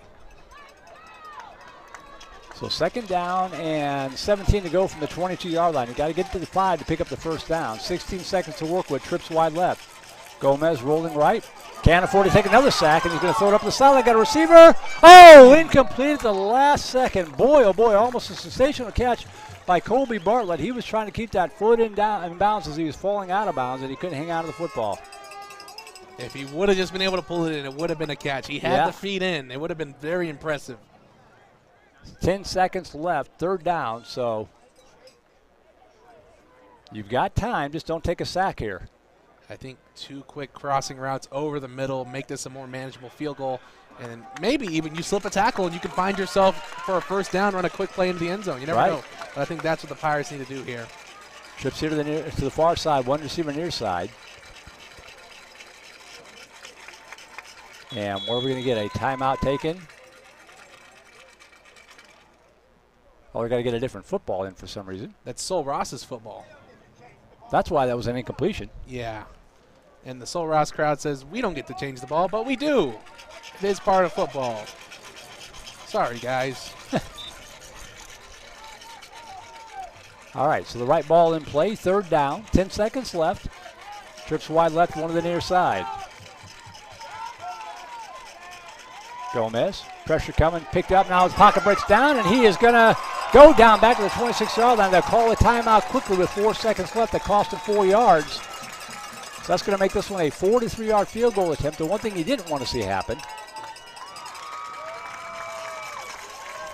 And with Sol Ross just knowing the Pirates are going to pass in the past 2 plays, they're just sending the house. They don't even care about coverage at that point. They're just sending everyone to go get Gomez, and they've done it successfully twice in a row, and it's hurt the Pirates badly. So it'll be a 43-yard field goal attempt from the far hash. For the moment, there's a breeze blowing from Fournier's back. Give it 30 seconds. It might be in his face. But this is about the same range we saw against McMurray earlier in the year that we saw Fournier successfully kick from.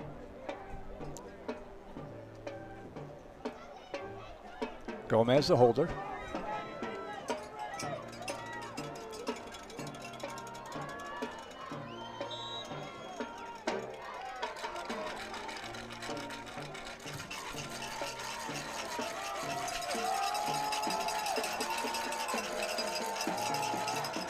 Good snap and hold. Kick is up. Got the leg. Did he get it through? He did. Charlie Fournier drills it from 43 yards.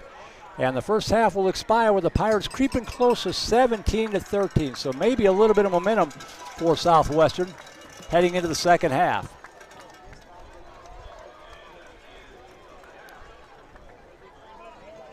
And Chuck is heading over to try to grab Coach Austin here and get his thoughts at the end of the first half. Okay, Coach. A couple of mistakes early. You're able to overcome those and pack, get a touchdown, able to go down and really just over a minute and cut that back down. Give us your thoughts on the first half. We can play a lot better. They're a talented football team, and you saw that, especially at the end. They had those big plays, and they've got a good pass rush on sometimes. But I think we can play a lot better. So I'm going to hustle in, and even before the position coaches talk, tell them, let's just come out and play a lot better, and then have them get with their coaches. So Go get them. I'm going to go do that. All right. And there you go, Merle.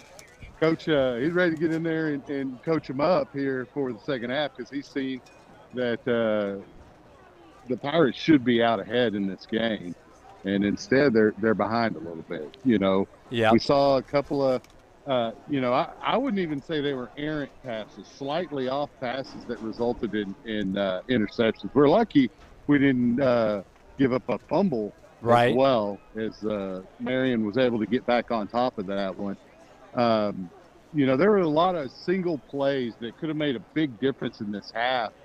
The sack when they brought Colby Bartlett in as running back, where Gomez was sacked. Bartlett took the fake and he put his helmet in the chest of the defender. The defender just ran through him. Wow. And that's one of those situations that if you're not practicing running back all season long and you're put in that situation to pass protect, it's a lot different even, comparing practice to a game type situation in that scenario. And so I think Bartlett will be better for it in the long run. Yeah, I agree. I thought it was interesting, Chuck. His team is behind 17-13. Coach actually seemed positively chipper heading into the locker room. He couldn't wait to get in there and talk to those guys. Yeah, I think he likes what he's seeing here, and it's a very even keel mood over here on the Pirate sideline. It's really workmanlike. It's as if they're focused and they know this is the last game of the season. Let's go get us a win. And TJ, you and Merle have been pointing out Ethan Powell has just been teeing off on every defensive back he has an opportunity to. He knows this is his last game as a Southwestern University Pirate, and so he's not going to leave anything on the sideline. He's going to leave it all out on the field, and we're seeing that. All right, Chuck, thank you very much. And yes, sir. Nice sunglasses, by the way. Where'd you get those? I got them at the Flying J. How much were they? They were $20. Chuck making Should have been $8. They would have been $8 at Ross, but hey, there was not a Ross. It's all that stupid inflation I was referencing earlier up here in the There city. you go. I gotta remember. It's made it out here. There is a McDonald's within eye shot, though, by the way, TJ. Although there is no dollar menu. Nowhere near a Whataburger. There is no dollar menu there. It's like a $2, $3 menu. You got to get a McDouble, and it'll break your bank. Right. Chuck Racy with the en route wardrobe malfunction. They had to repair that to get out here. Thankfully, he still has the yellow polo. Right. Good stuff. So 17-13 Pirates. I thought it was interesting. Coach just seemed like he was in a pretty good mood for a team that's down by 4 points. And it kind of hurts themselves a little bit. He knows, like last week, he knows they can beat these guys. Yeah, I mean, I think Southwestern, they're proving they're the better team. It's just these opportunities Sol Ross is taking advantage of. Right. And we kind of haven't. We've had certain opportunities where we can put them away early. We've seen that before, too, and we just haven't done that. So that's why Coach Austin's so chipper right now. Like, he knows his team's better. It's all about just executing at this point. So once we do, I think the second half is going to be a lot different. It's going to be more so in the Pirates' favor. So 17-13 your score. Let's take a quick break if you don't mind. And I'm going to call up some of these emails and get to them here after just a moment or two. Just play some of the sponsor logos, and we'll be right back for halftime here. 17-13 Pirates trail it by 4. Southwestern Pirates football on Vype.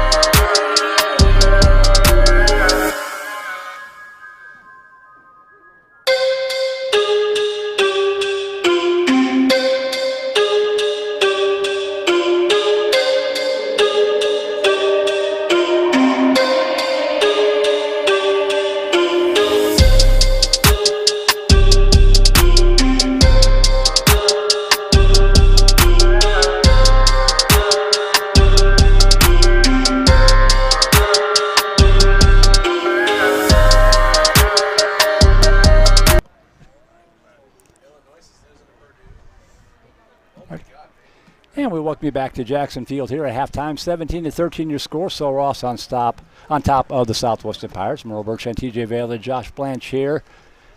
Jacob Gonzalez downstairs running the cameras for us. And Skylar Gillespie, our QA. We've got a couple of emails in here at southwesternfb@gmail.com, including one from, I think it's Stephen Huerta. Says, good luck to our son Nathan Huerta, number 43. Let's dominate. All your family and friends are supporting you. Love, Mom, Dad, Noah, and Sophia. So thank you very much for that shout-out. And if I can, again, boy, it's hard to see this laptop. Oh, thank you, sir. Let's see here. Had a wonderful time at homecoming. Came from California and Virginia. Ben Lancaster's family. Go number 40. That came in from P.H. Morrow. Thank you very much, folks. Thank you for the email. Ben Lancaster, Pirate Punter.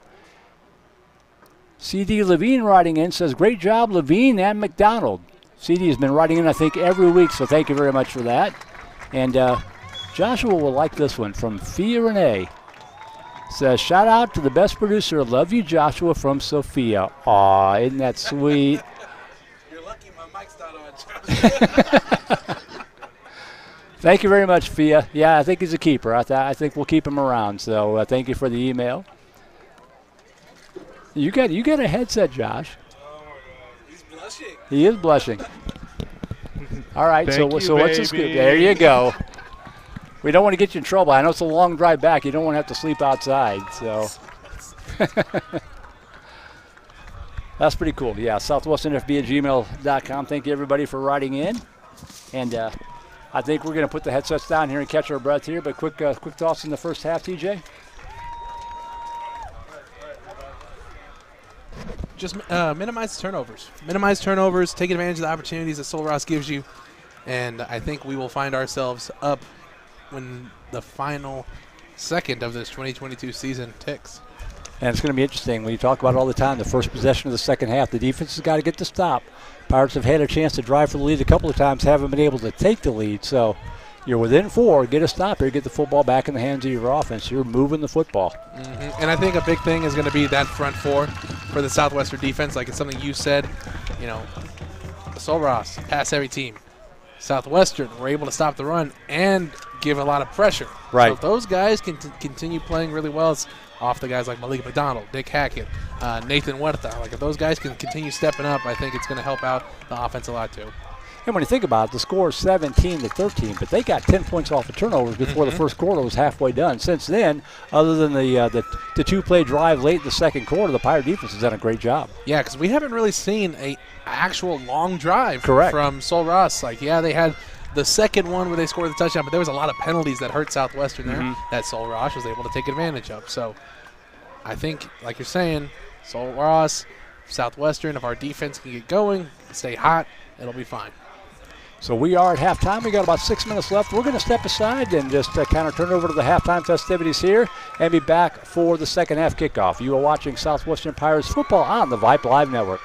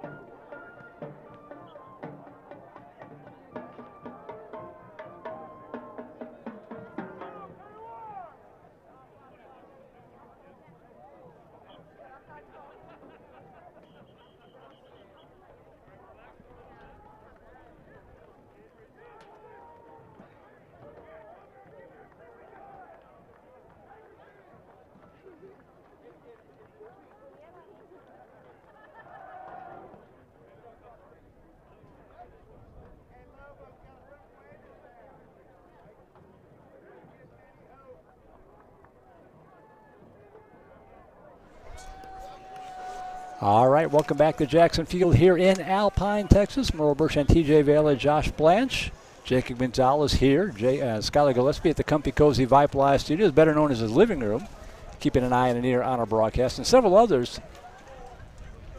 Sort of a diverse day here. We've got some high school basketball tournament action going on in Houston. We've got youth football action going on in Houston. Broadcasting some regional volleyball broadcasts. And, of course, college football. So all that going on here this afternoon. And, TJ, 30 minutes left in the 2022 season. These seniors probably not thinking about that much, but it's got to be lurking in the background of the mind as it gets closer. It definitely is, Merle. For me, whenever I was in this spot in 2019, we were playing Hardin-Simmons. That game's a little different. It wasn't as close as this one. Right. But, it's always in the back of your mind, like, these are the last 30 minutes I'm ever going to play football because, most of these guys, if not all of them, will never touch a football field again in a competitive capacity as a player. They're not going to go play arena football. They're not going to go play in the XFL. So these last 30 minutes are going to be for both guys, both senior team, or both seniors on both sides, are going to be very memorable. And very intense because they want to go out on a high note. It's going to get chippy, I think. So the Pirates kicking off from left to right to start the second half. 30 minutes left in the 2022 season. We'll see how it all plays out. Southwestern trailing by 4 as Charlie Fournier puts foot to football, and we're underway in the second half. And this one, the return man wanted to return to his team. I said, stay right there, pal. That was pretty funny. So first down Lobos at the 25-yard line to start the second half. If I make it through the second half without shoving this camera out the window down below, it's going to be a miracle. I've come close so many times. It's perched on the ledge here. One of the fans will go home with a souvenir. Exactly, It'll be a good end to the 2022 season. So freshman quarterback Corbin Covarrubias leads out his offense from El Dorado High School in El Dorado, Texas. He just kind of steps back a step or two and just tosses it out there. Hardly even a drop at all, and now we got a stoppage of play here. Well, you have Corbin, the freshman. He had to fill in for T.J. DeShields. He was the senior quarterback last year for Austin College, and he holds so many records for Austin College. He holds the all-time passing record for yards in a game with 550. That was last year against Austin College. One of those things, Merle, like to be a freshman step in right here. That's huge. Pass over to the right side. He's got a receiver behind the defense and incomplete right through the hands. And over to the shoulder pass attempt. Vicente Luevano would like to have that one back. The Pirates caught a break because he was 10 yards behind the defense. Remember when I told you I watched that video on the announcers jinx? Right, yeah. I knew what I was doing, Merle. Come on, man. Ooh, man, that was close. Second down and 10. I got worried up here, I ain't gonna lie. It's just this busted coverage on – that's 3 straight offensive plays, the same vertical route from the receiver on the outside. Causing some trouble. Dropping back, looking downfield. Now the pocket starts to break down, shuttles it over to the right side, looking for running room, and not going to fly much. Back to the line of scrimmage, maybe a yard in the play. As bailing out his quarterback was Travell Lumpkin. He's been pretty quiet so far in this game. He has been, but he's been reliable in situations like that. And right. To that scrum tackle right there. I don't know if you saw Nick Hackett came in looking like the Macho Man Randy Savage off the top rope. Looked like he gave him an elbow drop. That was pretty cool. 39 from the 26-yard line. Dropping back again, looking. Fires over here to the left side, got a receiver, and did he make the catch? What a great catch. At the 45-yard line, credit what credit's due. Eddie Senegal, 2 Pirate receivers or defenders closing on him. Great concentration, controlled it all the way to the turf, first down, Lobos. And that's the second time in this drive they're picking on Elijah Norris on the outside. First time not able to get the pass complete, but that time a great catch by Senegal. Play action pass. Pocket breaking down. Is going to roll to his right and now fires over to the center of the field. Caught at the 30-yard line. Makes a move to the 25 to the near sideline to the 20 and knocked out of bounds at the 21-yard line. On the stop for the Pirates was Peyton Ludeman, but a pretty big pickup. And after facing a 3rd and 9 a moment ago, Sol Ross is on the move. First down and 10 to the Pirate 20-yard line. And Vicente Levano right there did a great job of staying right there in that hole in the soft spot of the defense. You had the pursuit from the linebackers that took all the defenders away, and he was able to make the catch. This time a running play, breaking a tackle inside the 10 to the 5 and down to the 3-yard line. Travell Lumpkin His best run of the ball, actually, that's a different running back. That was Ozias Wright, number 3, not number 30. And it's 1st and goal, Lobos. Trying to punch it in to open up the second half.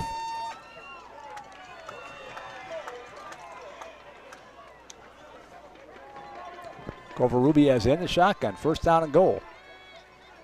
Slant pattern, batted away. Went through about 3, and the flag's going to come in from the far official.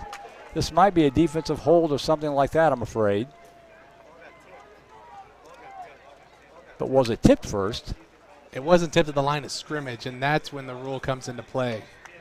So they're going to call pass interference on the Pirates. It's when the defensive lineman tips the ball. That's when it Right. doesn't matter. It was tipped by number 7, Peyton Vaughn, and at that point it's irrelevant. So half the distance to the goal, put it down to about the 1.5 yard line. Stays 1st down for the Lobos.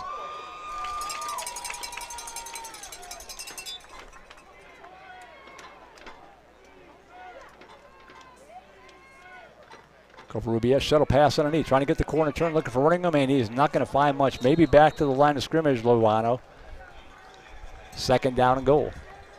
And that play may look familiar to you, Merle. That's how Sol Ross scored in their first offensive play whenever they were called for the holding. Right. If you remember in the first half. That time, though, the Pirates were ready for it, not able to get in. 2nd and goal from the 2.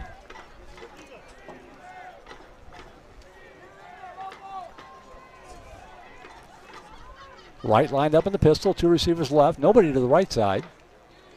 Going to give it to Wright, looking for running room, and he plows into the end zone, I believe. Touchdown, Sol Ross.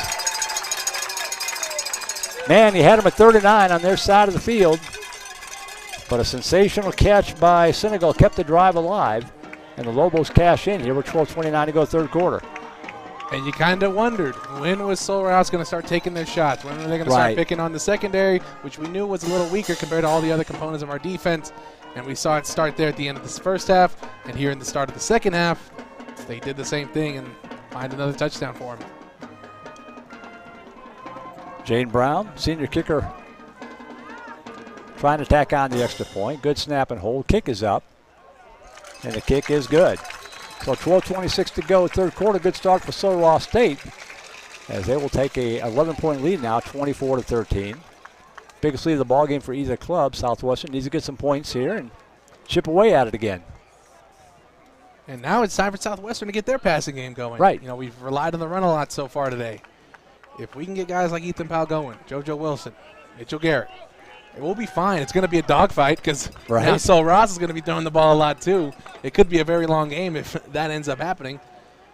I wouldn't mind it, though, especially if it means the Pirates go out with a W. But another thing you got to worry about, that Sol Ross blitz. Yeah. That we saw at the end of the first half. Yep. Very successful with it. So if the Pirates are going to blitz a lot, this O-line is going to need to remain stout. Okay, they did not put the extra point up on the scoreboard. Was it no good? I thought it was good. I thought it was good, too. I'm not sure.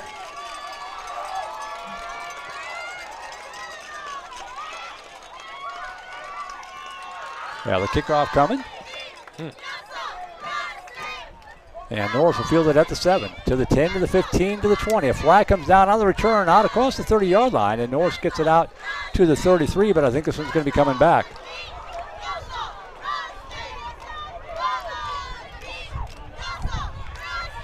It's on the Pirates. These penalties are killing us, man. Yeah, there's been a lot of them today.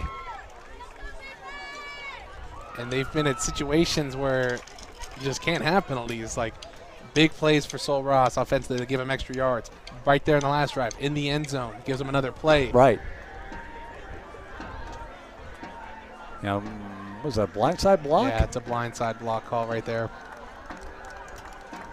Which I don't know how we can do that when the ball carrier wasn't even past us yet. Correct. That's weird. It happened so fast. I don't know. That umpire who threw it was here on the Sol Ross side, so he may have felt threatened a little bit and decided to throw a flag. See if I can get the PA guys' attention here, because they still have 23 on the scoreboard. You want me to go ask the SID real quickly? Yeah, why don't you?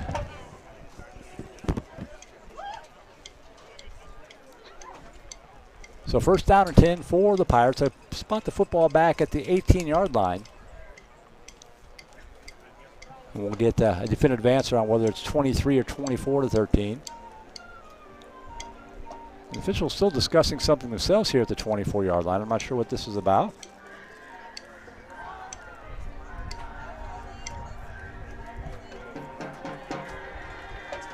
Oh, that's called on Sul Ross State.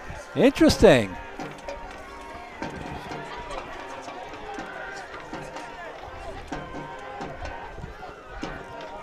It was good, Merle. So they just haven't updated the scoreboard. It was Yeah. 17-13 by my University of Texas math. 17 plus 7 is 24. I think you're taking a dig at Sul Ross now. I would never. You're saying the Sul Ross math isn't good. Okay, Merle. I like it. So look where the ball's at, TJ. At the 43-yard line, the 48-yard line. That penalty was on the Lobos. What happened? He gave the same indication, same signal, but it was against Sul Ross. So they tacked on 15 yards to the return. First down, Pirates at their own 48-yard line. Appreciate it. Handoff up the middle, Reeves. And he puts, breaking tackle, breaks another tackle, breaks another one. Oh, and he had the edge turned after all that. But a nice, hard 9-yard run for Christian Reeves. Xavier Menarez saved a potential touchdown with the last-second tackle, but 9-yard pickup, 2nd and 1.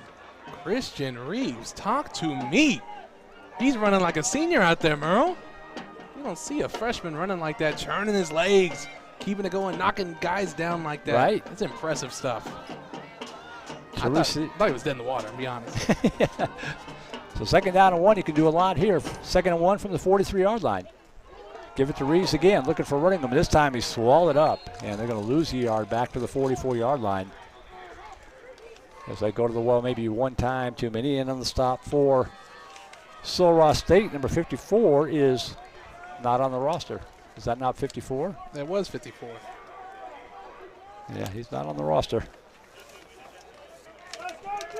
Hey, he's been out there all day making tackles. I don't know who it is, though. 11-13 to go, third quarter. Two receivers wide left, one here to the near side. Now they put the point up in the scoreboard. Daylight savings time. Dropping back. Reeves again, up the middle, and again the hole closes up quickly. No gain in the play. It's going to bring up a 4th down and 2 from the 44-yard line. So that's 3 counters in a row right there, Merle. Yeah. Just on this first down play right here. The first one worked very well. Went to the right side. But the next two, just nothing going, and looks like there's an injury on the field of Southwestern offensive lineman. Yeah, Demetrius Elko shaking up on the play for Southwestern down on the turf. And Elko's the sophomore out of Katy that helped spring the block of our first touchdown to let Damian score off a power to the right side. He's one of those young offensive linemen that Coach Ross has relied on all year to, for one, fill in at all the different spots because there's been some injuries. But the core 5 has remained the same, but he's been able to be injected in at any spot really and do a really good job. So Elko, fantastic job all year. He's a sophomore. We'll see him a lot next year and the year after that. And hopefully this is just a little sprained ankle here that he can come back from pretty easily. Yeah, he's walking off the field, being aided by a couple of teammates, but he's putting some weight on both wheels, so that's a good sign. Hopefully he can walk that off and get back in. Little duct tape and bubble gum and come back to close out the season. My mom used to just give me Advil and said, stop worrying about it, get back in there. 4th and 1, Pirate offense stays on the field. Playing to win. One receiver left, trips here to the near side. Jaquan Marion back at running back. They're going to throw it again. They get it to Marion, left side, and he's going to get the corner, turn it out of bounds to the 40-yard line. They needed one. They pick up 3. Good hands there by Marion, and a key first down. Gomez slow to get up as he took a shot. Yeah, these refs are letting them play because some of these calls, if it was like a Tom Brady hit right there, that would have been roughing the passer. That was a little bit after the fact when that ball got out of Gomez's hand. So the Pirates keep the drive alive. First down and 10 at the Lobo 40. One receiver left, trips here to the near side. Gomez, play action. Looking, going for it all. The far sideline, that ball is caught. JoJo Wilson out of bounds at the 2-yard line. First and goal, Pirates. Beautiful over-the-shoulder catch by JoJo Wilson, looking up into the sun, mind you. The toughest catch to make in all of football, and he made it look easy. Yeah, easy is an understatement right there, Merle. That looked like another walk in the park for him. Like, I don't know how he made that catch look so effortless. I mean, beautiful throw by Gomez, even better job by Wilson. Pirates here now on the 3-yard line, hopefully knocking on the door to score. Yeah, got to punch this in. Landry Gilpin at a quarterback now, by the way. Gilpin looking for running room right side. Getting a block on the edge. Hurdles, dives into the end zone. Touchdown, Pirates. So Landry Gilpin, cold off the bench with Gomez shaking up, comes in and punches it in to finish the drive. Landry Gilpin, chill beast, jumping over the top of the pile like that. I guess that's when you got fresh legs like that, you can do a lot of cool things, especially in the second half. Landry Gilpin laying it all out on the line here in a lot of his friends, best friends, senior day. Yeah. Wow. Charlie Fournier for a big extra point here to pull the Pirates back within 4. 24-19 out of the hold of Gomez.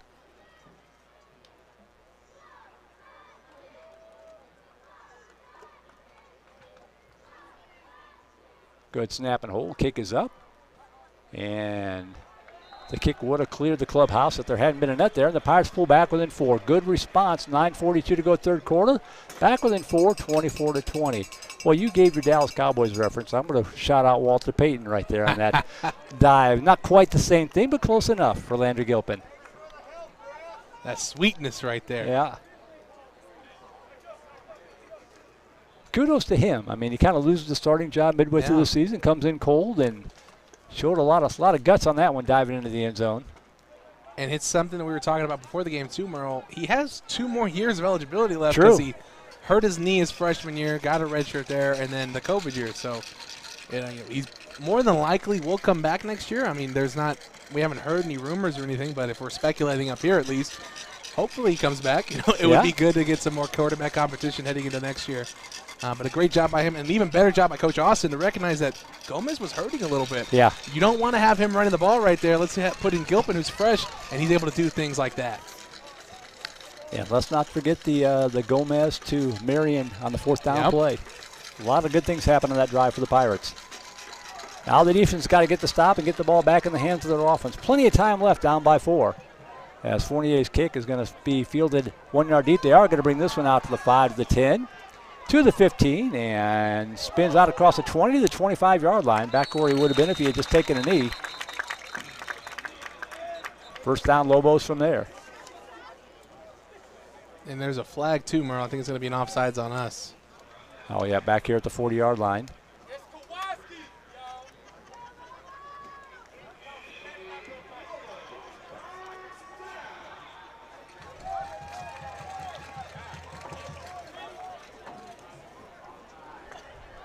Yep, offside, so they will tack on 5 yards. One thing I do like about this vantage point, even though it's pretty cramped up in here, I love the fact that the windows are open. So we're out there amongst the crowd, al fresco pretty much. Yep. And we're relatively low to the field. Yeah. So it's a different perspective to watch the game from than what we're used to. Yeah, because when I think about a lot of the away stadiums, even our home stadium at Birkelbach, we're very high up and we're very far away. It feels like we're right on top of the field area. To give a reference to some old ballparks like Tiger Stadium, Yankee Stadium, a lot of those ballparks have grandstands that are built right on top of the field, it feels like. That's how we're feeling right now. So first down to the 31-yard line for Sul-Ross State. Pass over here to the left side. That ball is incomplete. They tried to go to Senegal again. Was off his fingertips, and Patrick Nicholas there to make sure, second down and 10. And Nicholas, another senior for the Pirates, delivering a big shot right there to the Sul-Ross wide receiver, making sure he did not catch that ball. Covarrubias, second down and 10 from the 31-yard line. Draw up the middle and tripped up at the 34-yard line. That looked like it was going to go for big yardage, but fortunately Nathan Huerta, who got the email earlier, with a nice ankle tackle there to save that one turning into a big play. Yeah, the delayed handoff, it looked like it was going to work really well when you had the wide receivers again running vertical routes. Right. That was making everyone bail out. Luckily enough, Huerta stayed in, made a great play on the ball. Big third down again here. Third down and 6 from the 35-yard line. A chance to get off the field. Covarrubias dropping back. Pocket breaking down, rolling to his right. Going to tuck it under, and he is not going to get there. Going to be stacked up about a yard shy. And this time on the stop, it was Jamarcus Ross, 4th and 2, and the Pirate defense gets the stop. And one thing we really haven't seen Corbin, the quarterback for the Lobos, do is run the ball well. He's more so a passing quarterback because once you make him go outside of the pocket, it's either because he can't really use his legs too much. Right. He's getting tackled right there in the line of scrimmage. He's able to find people on the pass, but right there, he didn't find anyone to throw the ball to, and the Pirates able to make the stop, force 3 and out. Jaden Brown set to punt it away. The breeze has died down for now. Low snap, one hops him, he bobbles it, but got rid of it. And the kick is going to turn over and take a Ross roll all the way inside the 20 down to about the 17-yard line. Nice job there by Jaden Brown just to get that football out and turn it into a pretty good punt. Not many style points, but it got the job done. Yeah, that low kick did a good job of just rolling out, and it went inside the 20. So, I mean, it was a great punt. Letitia Howard riding in says, shout out to number 71 and the rest of the Pirates. Go Pirates. 71, of course, Josh Taylor, offensive lineman for Southwestern.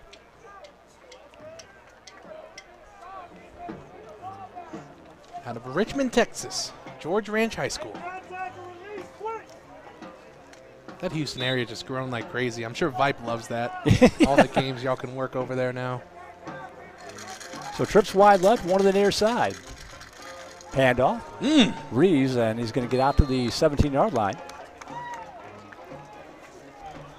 Brian Gutierrez taking a page out of Ethan Powell's book. Another pancake block for that man.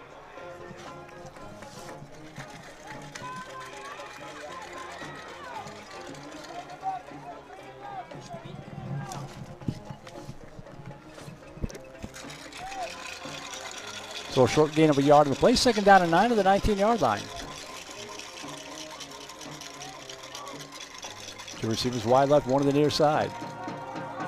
Handoff left side. Reeves looking for a running room, and he's going to spin to the 20 and stacked up there for another short gain of 2 yards on the play. Sets up a 2nd and 7. Gomez back in the game at cornerback, by the way, in case you didn't notice that. So whatever was ailing him, he's still looking like he's walking a little gingerly, though.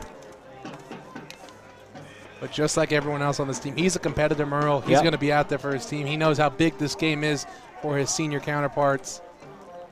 He's not coming out. 3rd down and 7.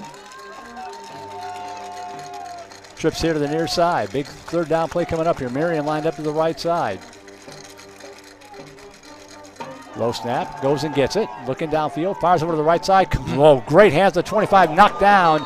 2 yards shy of the 1st down. Great catch by JoJo Wilson, but it was Xavier Menares there to keep him short of the 1st down marker before he could turn the corner. And Southwestern will be forced to punt here. 4th down and 2 from the 26. It's those situations, Merle, as a wide receiver, you know you have to get to the sticks. You got to know where they are. Right. So whenever you do get tackled just like that, you're already there. Like you don't have to worry about getting into yards after catch. So it's one of those things that JoJo Wilson, he's a freshman wide receiver. He's done a great job all year. Great hands right there on that play. Something he'll learn as he continues through this program at Southwestern, but has to get to the sticks right there. So Jake Clemens set to punt it away.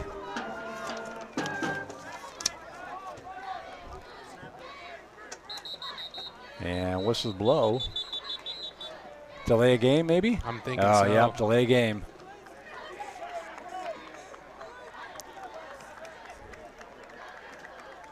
So that'll push the Pirates back 5 yards. 5:54 to go 3rd quarter. 24-20 Lobos on top.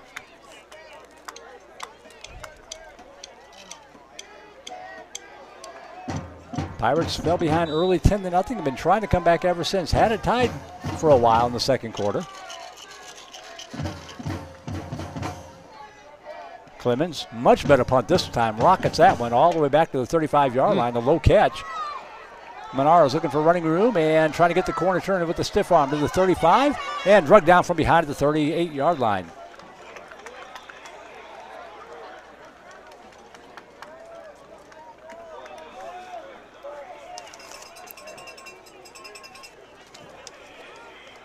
That was not JoJo Wilson. Yes, it was. JoJo Wilson with the tackle.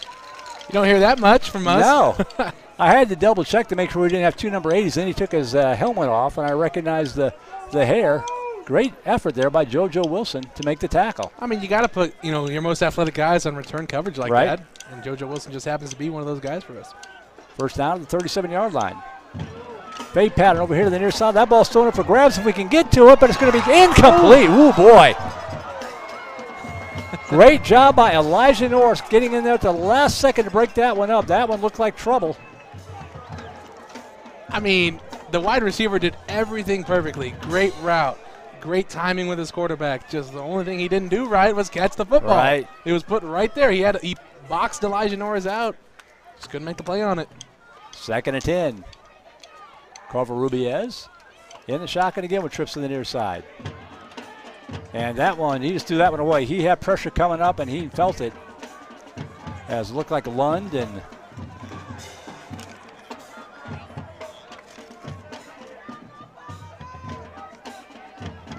McDonald, I think, was coming in. Yeah. They were coming in, but that was a screenplay. They were trying to get to the running back, but Malik McDonald and Jalen Levine just smelt it out perfectly, and they stayed right with the offensive line who was trying to get out. 3rd and 10 coming up. Again, a chance to get off the field. Pump fake. He's going to go down, and it'll be a sack for the Pirates. Lund again.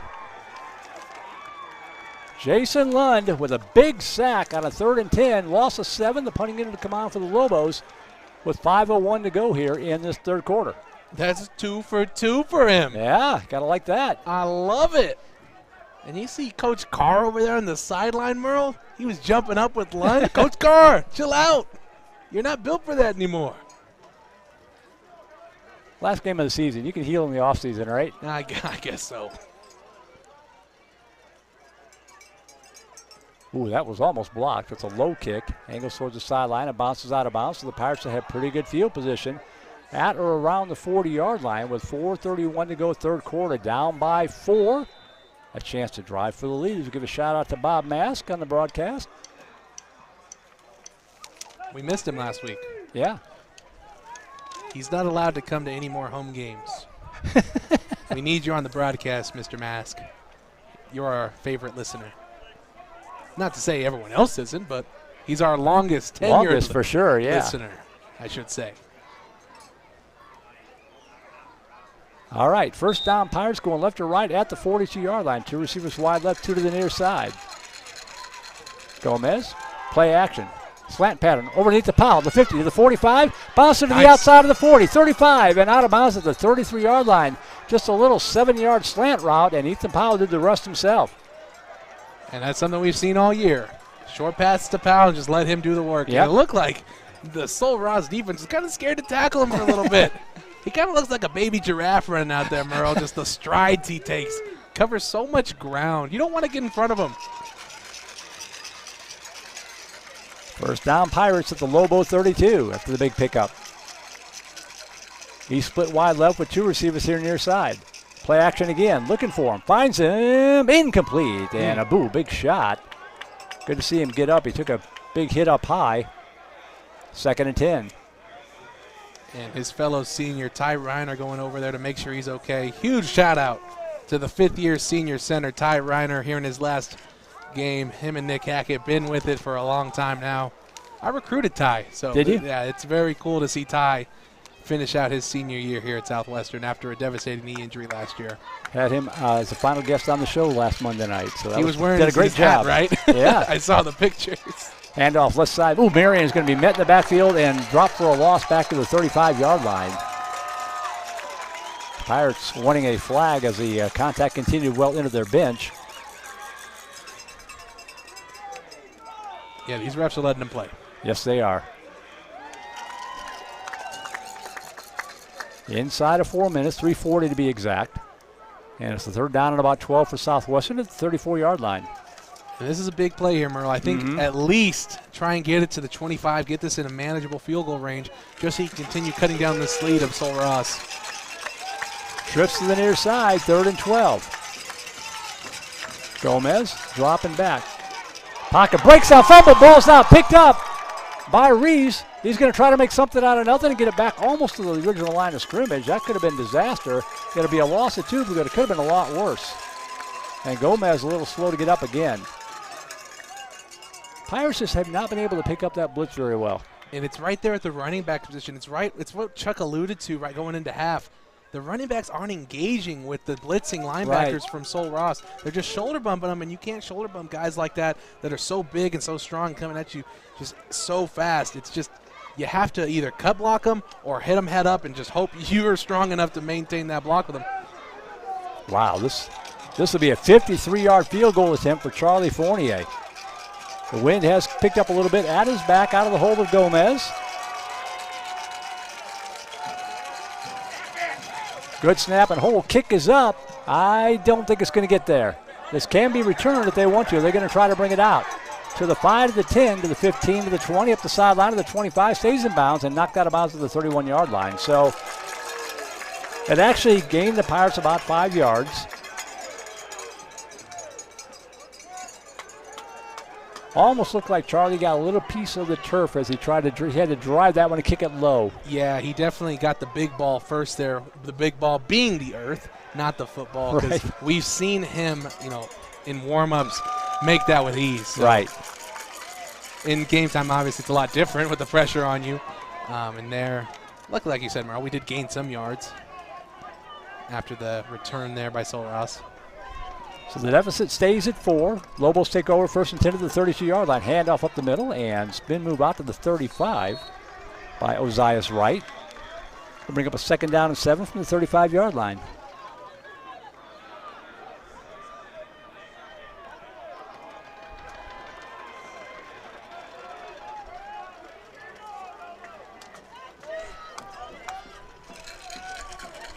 Trips wide right.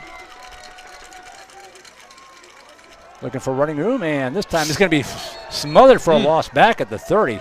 Lund involved on the stop. And once again, Jamarcus Ross, a big loss back to the 30-yard line. They're getting him to 31, so 3rd down and 11. And Bob Mask riding in and says it's Grandpa Bob Mask this time. So I forget. I forget. It's been over. It's like almost 2 years now. He's been, been a grandpa. I haven't told you congrats, Grandpa Mask. Congratulations on that.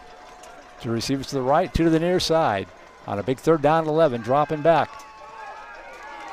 Pass over the center of the field and caught at the 50-yard line. Good for a 1st down. Going to be dropped by Peyton Ruderman, but a Sol Ross 1st down. Good hands in traffic by Gus Charles, a senior out of Aldine High School in Houston. And that was Blaine Corkin on the coverage there. You don't typically see our linebackers that deep down the field in coverage. If he would have turned around, he would have had the ball, maybe even a pick. Yep. But he wasn't able to do so on a huge gain there for Sol Ross. Rubio's going for it all up in the near sideline. A lot of hand checking and contact, and that ball well overthrown. The official couldn't decide who to call a flag, so he just kept it in his pocket, 2nd and 10. Well, Jamarcus Ross just did a good job right there, just staying right in front of the receiver. It's basically just a long box out play. Kind of like what you'd see in basketball. He just didn't let the guy get past him, and if he ends up getting past him, you'd have to throw him away, and that'd be a penalty on him. So, good job there by Ross. 2nd and 10 from the 42-yard line. I think it's 44 seconds left in the quarter. The scoreboard's hard to read here in the bright sunlight.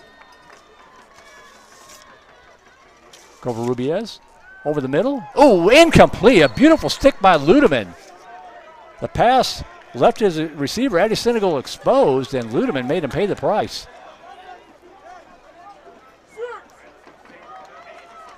Again, 3rd and long, and a chance to get off the field for the Pirate defense.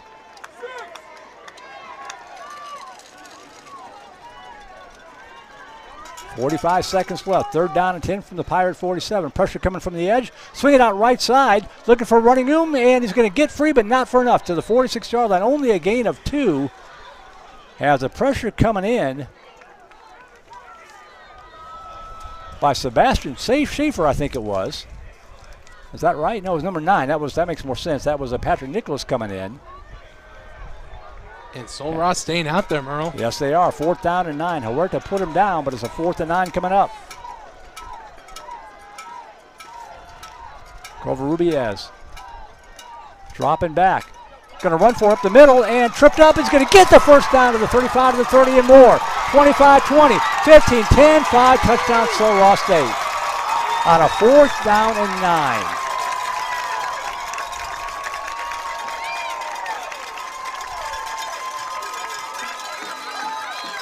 Southwestern sent the blitz on the edge, but the quarterback, Corkin, just went right up the middle. Yep. Corbin, excuse me, went right up the middle. There was no one there.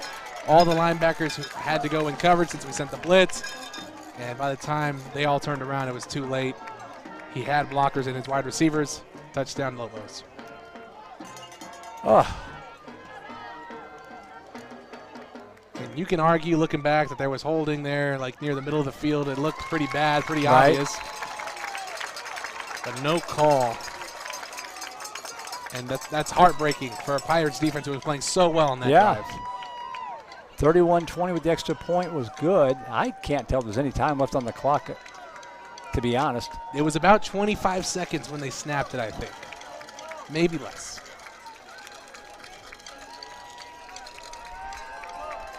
Between that play and the touchdown at the end of the first half, those have been sort of daggers in the hearts here for Pirates fans.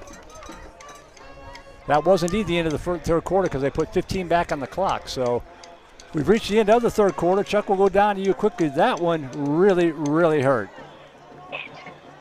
Yeah, it did, especially given that, as TJ pointed out, there was a massive hole on the Pirates sideline about midfield that gave them a first down and enabled them to continue the drive. So, you could hear the Pirate faithful probably all the way to the press box screaming, throw the flag, but he held it. Yep, unfortunately, those kind of calls just haven't gone Southwestern's way so far this year. Of course, harkening back to the interception that wasn't called last week, which would have given the Pirates a win. But we can't sit here and just start blaming them. No, of course not. We've watched enough football in our lifetime to know you can't blame those external factors. That ball dropped and fielded back to the 8, to the 10, to the 15, to the 20. And Wilson out to the 24, maybe the 25-yard line, depending on where he stepped out of bounds. They're going to give him the 22. The flag down here, so they might be offside. We might tack on a 5-yard mark off here against Iowa State as we're just underway fourth quarter. Final 15 minutes here of the season. Pirates have been trying to come back since we got here.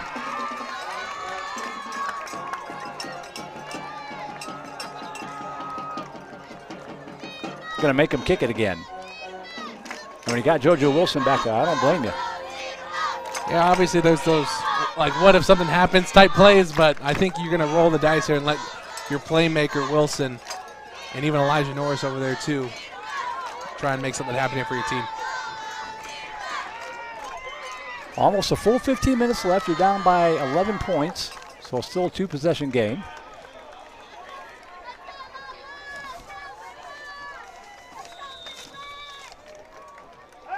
Oswaldo Luna, a junior out of Hondo High School in Yancey.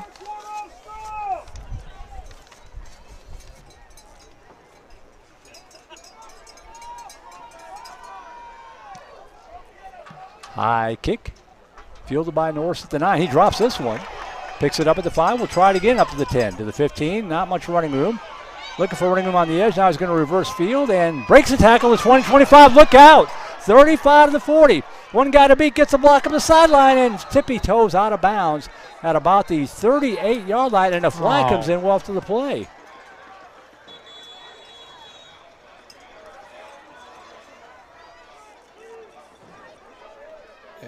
It's like now they want to throw a flag on that? Right. Like that's been happening all game, ref. Nice recovery by Norris, but let's see what the flag is all about here.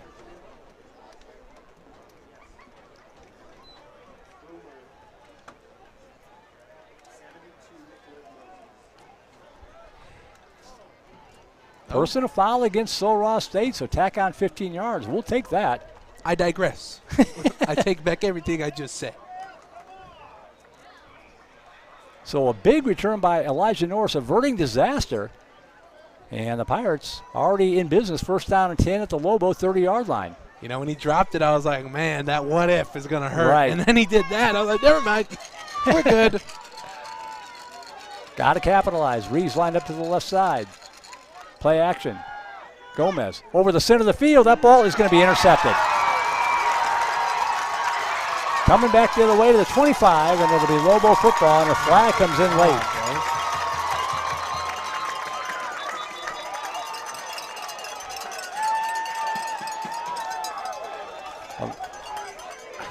JoJo Wilson and Matthew Gomez, who was shaken up earlier in the play, involved on the tackle, and there are 3 flags down. Oh, a blindside block there on Sol Ross. Well, that'll push him back, but it's going to be their football. That's the downside. That ball just overshot his intended target. And it's something I mentioned last week on another interception that Gomez threw. He done such a good job all year, and even the past 2 years he's been here, of learning how to throw on his front foot. Right. There on that one, he floated that one and he threw it off his back foot. And when you float it in like that, right in the middle of the defense, yep, that's what's going to happen. You're going to throw it right into the shark, and they're going to take a big bite out of it for an interception. So a pin Sol Ross deep back at their own 13-yard line, but it's their football. About time for them to commit a mistake here. Give the ball back to us for a change. So they haven't had a turnover yet. No, they have not.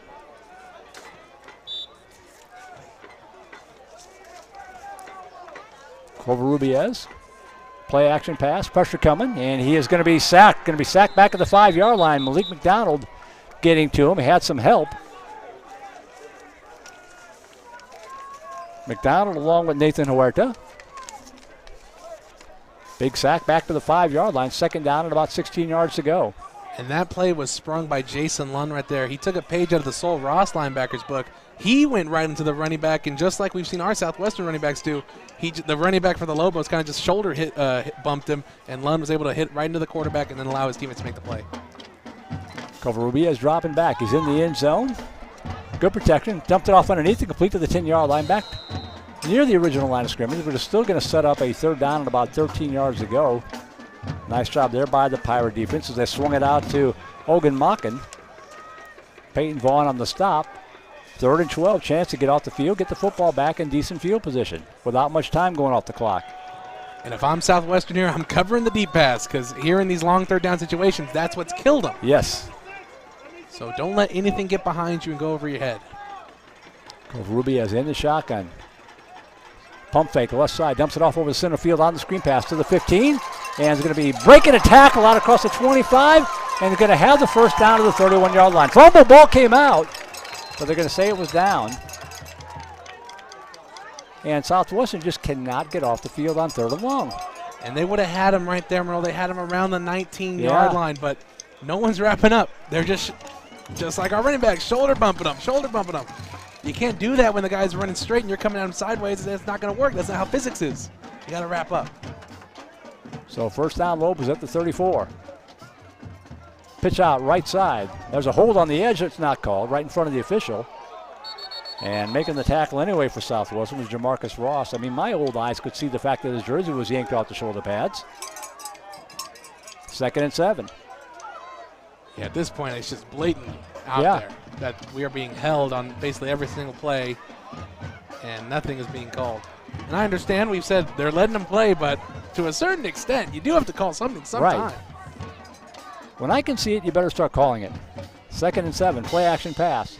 Pressure coming, now he's going to bootleg out to his left. Oh, gets by McDonald. And fires over to the left side, just throws that one away. As the pressure coming in backside from Alex Gomez. Malik McDonald so frustrated, he almost had a sack. Stops the clock with 12:21 to go, I think, give or take, in this 4th quarter. And a 3rd and 6. And if they're not able to convert here, at least at the minimum what that long 3rd down conversion on the previous 1st down set did was take more time off the clock for the Pirates.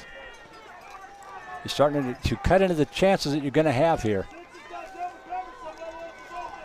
Covarrubias, quick drop. Going for it off the far sideline. That ball is well overthrown and incomplete. And that helps the Pirates out by stopping the clock. Sets up a 4th down with 12:13 to go. And that was a big miscommunication there with the wide receiver and the quarterback. If the wide receiver would have kept running straight, he would have had an easy touchdown, but luckily enough, he was trying to go on the inside there, and that's not where his quarterback was throwing him the ball. Jaden Brown set to kick it away. The breeze has decided to help him out on this snap as it's blowing from left to right. JoJo Wilson awaiting it at the 35-yard line. That was an ugly kick, and it's going to look at that roll it's going to take. All the way inside the 15 down to the 13-yard line. That's a 37 about a 49-yard punt with no return. It never got more than 10 feet off the ground. That's just that stinger, just like in golf. Yep. And for some reason, the punter is trying to talk trash here. Let's know your role now. Let's know your role. That boy don't even look like he could run a 40 in under 6 seconds. I don't know what he's trying to do over there. So Southwestern gets it back, but they've got a long ways to go here. First down and 10 from their own 13-yard line. They do have time, plenty of time to work with, but they got to get to work. 12-13 left in this one. Two receivers right, two to the near side. Gilpin in a quarterback, and he dumps it off underneath, complete to Dugan Sexton. Dropped immediately to the 26-yard line, but good for a 13-yard pickup. First down, Southwestern. I just think that Damian Gomez has taken so much punishment today that it's tough. It's tough to stand back there and want to stay in the pocket longer and deliver that perfect pass. It's partially why we're seeing him throw off his back foot now. It's what we haven't seen against TLU or Austin College in the first half. First down, 10 Pirates at the 26-yard line. Gilpin dropping back. Looking, flying over to the right side. Complete. Oh, in and out of the hands. That would have been a first down. Tried to run before he had it tucked away. Did right. Mitchell Garrett. So second down and 10.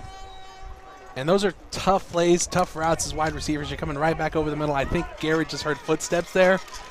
But still, got to try and at least secure the ball and just go down immediately if you know you're going to get hit. Second and 10. Stops the clock. 11:44 left. Trips wide right, one to the near side. Gilpin. This is what he can do. He's going to step up and run to the right. Oh, fumble. Ball comes out, and so Ross State gets it back.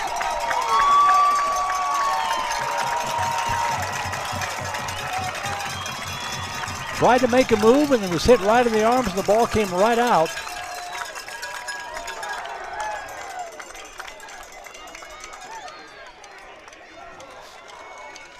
So interceptions plagued Gomez. Gilpin comes in and fumbles. Yeah. Too many mistakes. Turnovers is all year, Merle. Yeah. Turnovers have been our Achilles heel. So first and 10 Lobos at the Pirate 27-yard line. Counter play up the middle and going to be inside 25. Flag comes down to the 20-yard line, a 7-yard pickup, but this is in the neighborhood of holding. And that will be the call.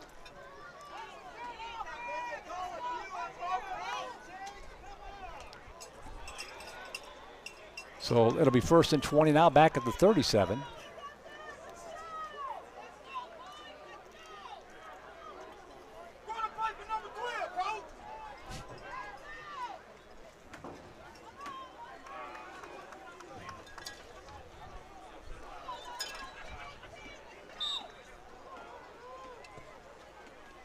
First down and 20 from the 37 for the Lobos, with two receivers here to the near side. Handoff up, no, play action pass over the middle of the field, fooled me, inside the 25, and digging for more to the 22-yard line. Pirates digging for the football. They're going to call him down at the 24 with the knee touching. But a 13-yard pickup, good for a second down and 7 coming up. And Isaiah Villarreal, the tight end with the catch. Sorry, TJ. No, I was going to say Villarreal kind of sneaking underneath there. He was faking the block on the defensive end, McDonald, and the quarterback, Corbin, able just to get the ball right over the middle. Second and 7 from the 24-yard line. Now a play action. Looking, fade pattern into the end zone. That ball is caught. Turned his receiver around. Looked like it was catchable, but I don't think the wide receiver, Lovano, knew where the football was, to be honest. No, he definitely did not know where the football was. The way he was twisting and turning out there. It would have been a touchdown, like you said, Merle, but he just didn't know where the ball was. So third and 7 from the 24-yard line. Stops the clock with 10:40 something. Trips here to the near side. One receiver wide left. Covarrubias dropping back. Pass over the center of the field. Intercepted! Coming back the other way. Peyton Vaughn looking for running a flag down. 25 up to the 30. Fumble. The ball comes out again. I think the Pirates fell back on it. But we will make sure. Oh, no, there's an injury. Injury, yeah. Pirates gesturing towards the Sil Ross sideline to call their trainers out onto the field. Those are the scary ones. Whenever it's that quickly, they're calling them out.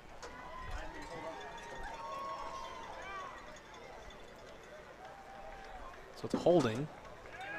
Yeah, holding on Sil Ross State. That's declined, so it'll be Pirate football. Now the concern is with the injured player here for the Lobos. But Peyton Vaughn, the senior in his last game, getting an interception. He looked like the wide receiver, He running the did. route, making the catch. No one was around him. There was, I think, just a bad throw there by Corbin, the freshman quarterback for Sil Ross. Good job by the senior Peyton Vaughn, just right as soon as he saw it, taking a break right on the ball.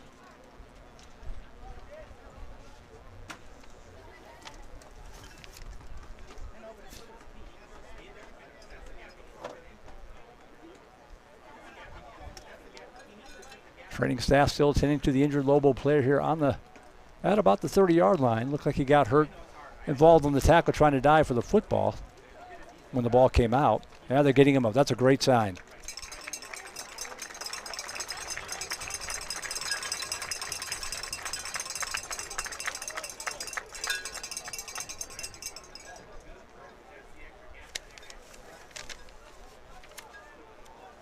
Looks like number 73 for Sil Ross State. Yeah, it is. That is Emmanuel Maddox, a senior offensive lineman from Madison High School in Houston. Not the way he wanted his senior day to end, I'm sure, but good to see him up and being helped off the field. And hopefully it's nothing too serious. Yeah. And he can finish out his senior years just how a normal student would. That's a large young man right there. Yeah, that man 325-pounder. He looks like he already has a pension in your local refinery. Like he looks like he's old.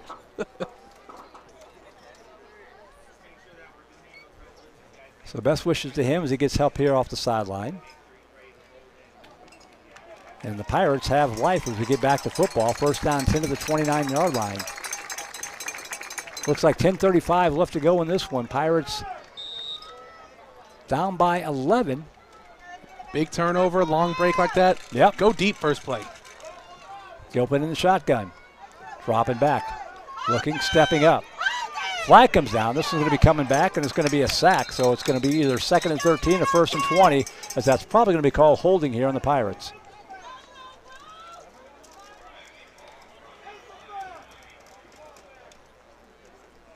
And if I'm the coach, I might as well decline this. I agree. Yeah. Yep, that's what they're going to do. So it'll go down as a sack, and it'll be up a 2nd down and 13 from back at about the 27-yard line.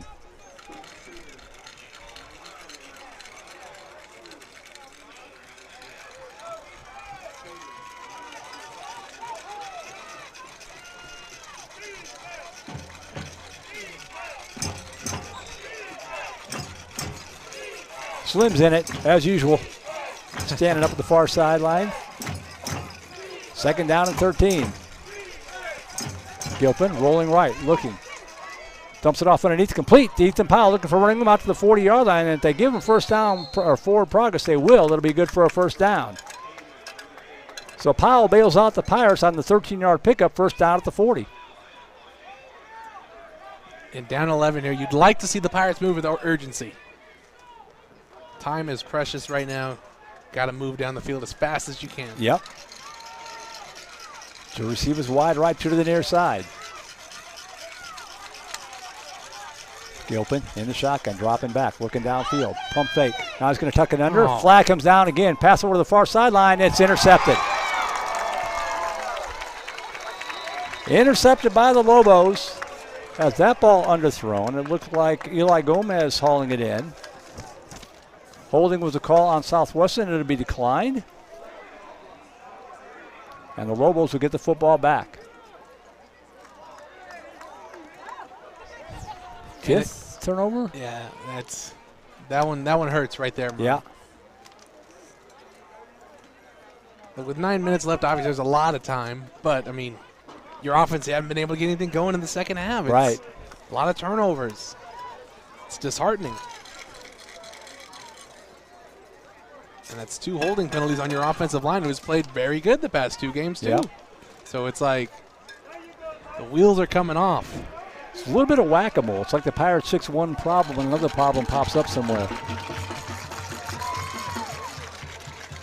And usually with this Pirates team, they're by the end of the year, and what we thought was going to happen against Austin College is they're going to be firing on all cylinders. Right. Like it's just I don't know. It's been a little weird today. Gomez with the interception, shaken up on the play. He walks off the field under his own power. First down and 10. Pass over here to the right side, and that's caught at the 31-yard line and almost breaking 3, but Elijah Norris hanging on for dear life, but it's a big pickup out to the 40-yard line for the Lobos.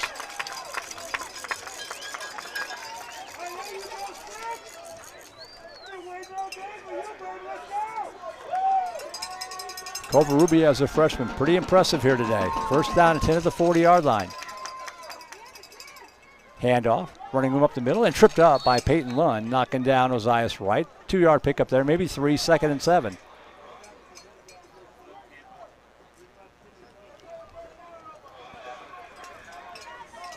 The clock is not the Pirates' friend, however, as we come up on the 9-minute mark. Still down by 11. Sul Ross football, 2nd down and 7. Wright with the carry up the middle, big hole this time, and tripped up at the 50-yard line. It's going to be enough for the first down. Outlet Gomez on the stop, but the Lobos move the chains. Yeah, a long drive here that results in points is going to be tough for the Pirates to come back from. We got a little cramping situation going on here.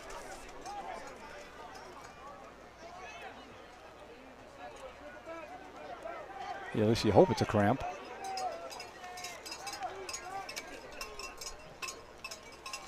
These games, I always wondered how cramps happen so frequently because it's cold, it's not hot. I was just thinking that, yeah. It's late in the season, it's the last game, so it's like your body should be used to it by now. Like early on in the season, obviously, you see a lot of cramps, but you don't typically see cramps like this here at the end of the year. The only thing I can think of, it's cold and dry. A little dehydration that way, maybe.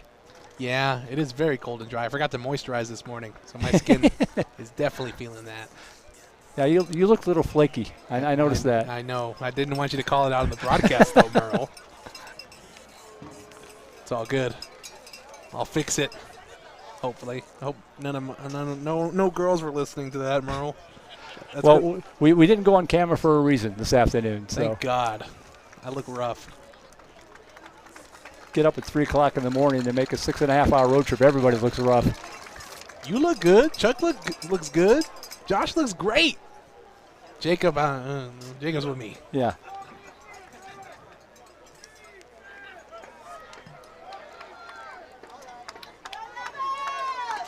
All right, so everybody is okay. Back to football. First down and 10 at the Pirate 49-yard line. They wind the clock again.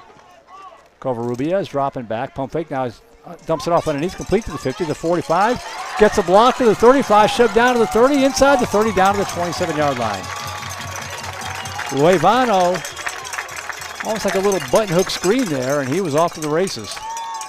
Luevano just literally squatting down right behind his blockers. You can't see him if you're the Southwestern defense right in front of him. Right. I do have to give a shout out to Luevano. He is from San Diego, Texas, down in the 361 where I'm from. Played a good game for them today. Pump fake. Ball thrown here to the near sideline and incomplete. So Ross fans wanted a pass interference, but that ball thrown well out of bounds. It was close. Norris did shove him a little bit early, but the ball was uncatchable. That's a bang-bang play right there, Merle. That was 50-50. And the way our 50's been going, I didn't think it was going to go our way. Yeah, you'd probably be advised not to do that. Yeah, they don't teach that in cornerback school. But he got away with it. 2nd down and 10 from the 27-yard line.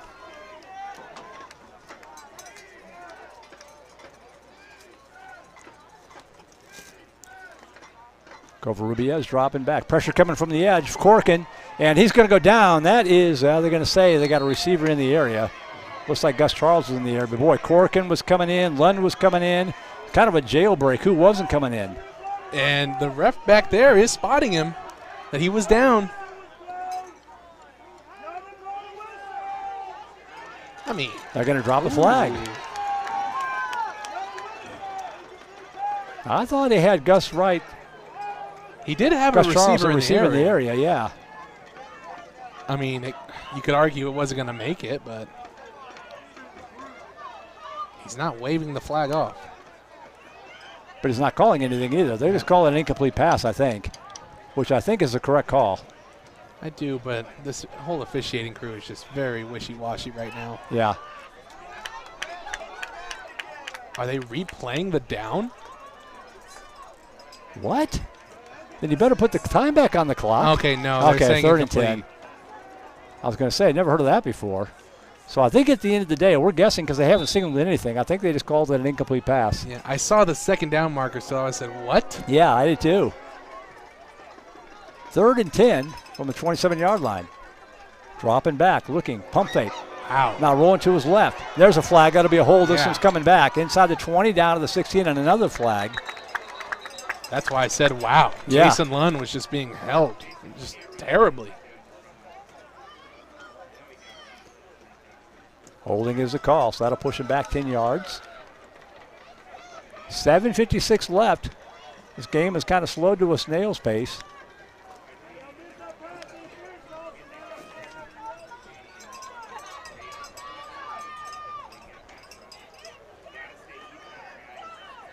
So all the way back to the 37-yard line, still 3rd down. They're pushing themselves out of field goal range. 31-20, the score remains. One receiver left, trips here to the near side. Covarrubias. Draw a play up the middle, looking for running room inside the 30. He's got some running room. And to the 20-yard line. A fumble, ball came out. Pirates are saying they've got it. It's either going to be 4th and about 2 or 1st down Pirates. We'll see. They are still checking each other's ancestry down there at the bottom of that pile. Checking each other's family jewels, Merle? Yeah. Lobos got it back. There's a train that Chuck was talking about. We're going to see a freight train come rumbling through here in just a minute. Actually, it's behind the stadium, so we won't see it. We can definitely hear it. We can definitely hear it. So Lobos with a big pickup, and there's a flag well after the play. Now, what is this all about? If the refs are smart here, it's an unsportsmanlike on both teams. Right. Kind of just send a warning. But if they're not, I can see this going against the Pirates somehow, some way.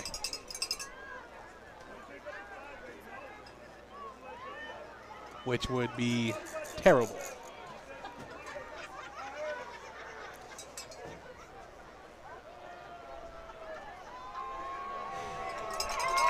They're marking it off against the Pirates. Instead of 4th down, that makes it 1st and goal.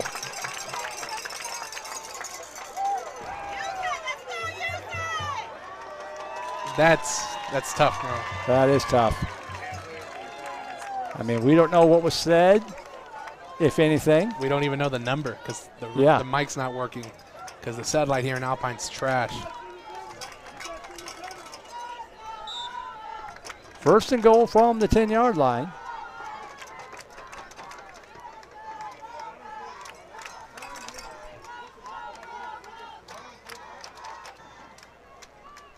Dropping back, fake pattern into the end zone. A lot of hand checking, caught, touchdown. Vicente Luevano hauls that one in, and that will probably be the dagger to the heart here for the Pirates. A lot of hand checking, though. A lot of hand checking. He was literally pushing off the cornerback, it looked like.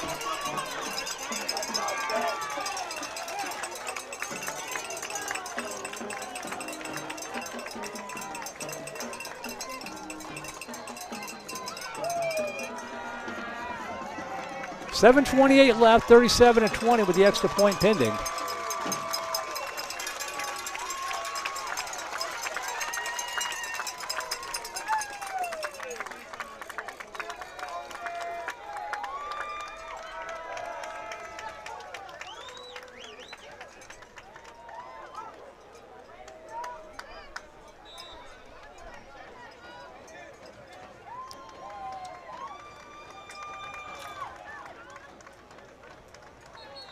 And there's a flag moving at the line.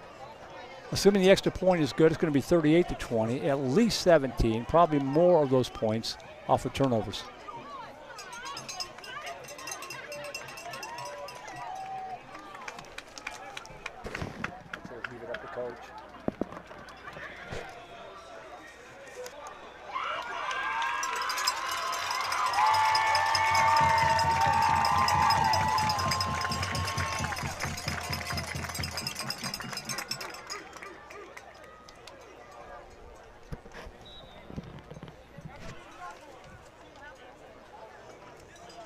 So Jaden Braun on to tack on the extra point. And the kick is up, and he knocks it through. So 7:28 to go in the season, and the Pirates find themselves down now by 18 points. After just too many self-inflicted wounds, a couple of bad penalties, and it's looking grim here for the Pirates in the season finale.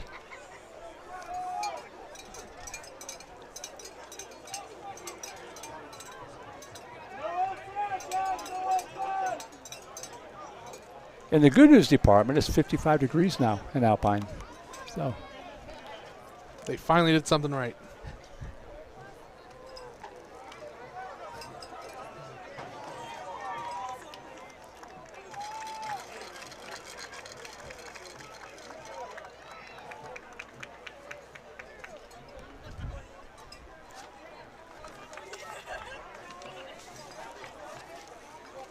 Well, you still have 7:20 something to go in the game. It's not impossible.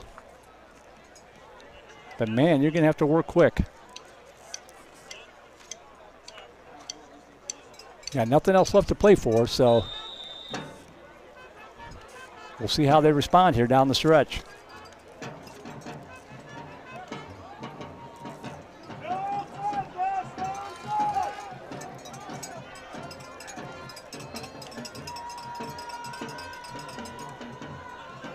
And the pooch kick over here to the near sideline. Fair catch call for made by Christian Reeves.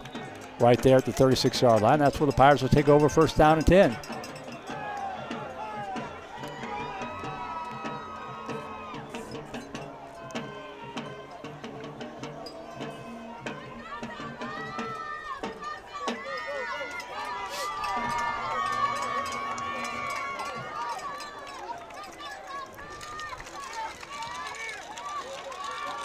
This is getting to be eerily reminiscent, Merle, of that 2021 game that Sol Ross won 25-16 here.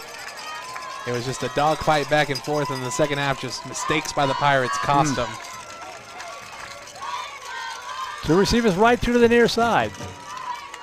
Handoff up the middle, Jaquan Marion gets some running room to the right side of the 40. Gets a corner turn to the 45 and out near the 50-yard line into Lobo territory, down to the 49-yard line. A hard tackle, and Marion is down on the turf as he was slammed down and kind of landed face mask first. Good to see him get up. That was a rough tackle. But a big pickup there of about 15 yards.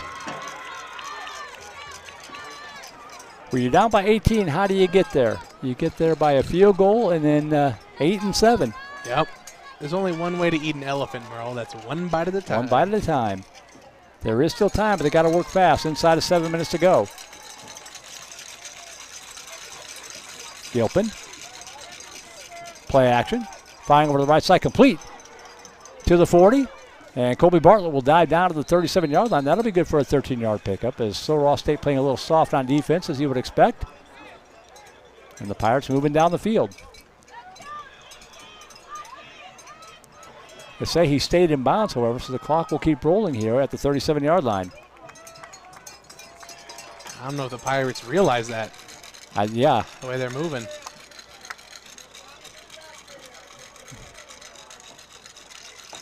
Gilpin going to his left screen pass. Ooh, tried to get it out of the backfield to Christian Reeves, and the pressure coming. I don't think Christian completely had his head turned around yet, was looking for the football. Second down and 10.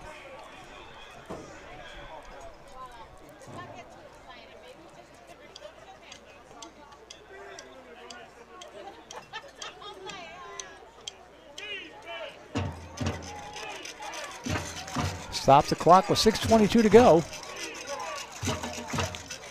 With trips here to the near side.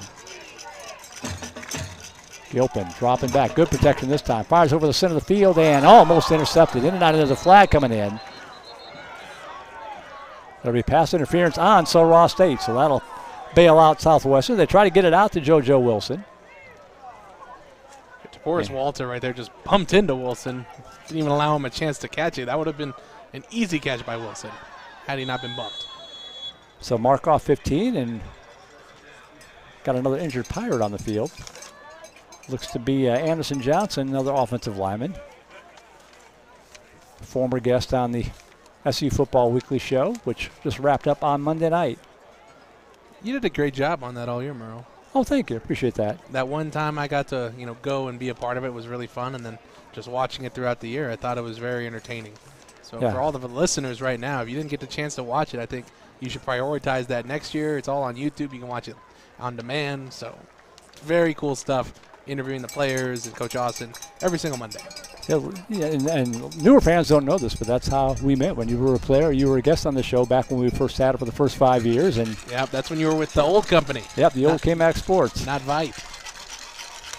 Crazy how it's full circle now, Merle. Pretty much, yep. Now you have to listen to me annoy you every Saturday. It's going to be weird next Saturday. Let's just put it that way. Gilpin, pump fake. Fake pat, got a receiver wide open. Caught, touchdown Pirates. JoJo Wilson, I don't know how you lose him, but they did. And Southwestern showing a little Pirate fight here, still alive. And that's what they needed right there, a quick score. Yes. That puts them on. And they're going to go for 2. Coach Austin's sending them back out. He knows that being an 18-point game, you got to get out there and might as well get the 2-point conversion done early. You're down by 12 now, 38-26. If you can convert this, it cuts it to a 10-point deficit.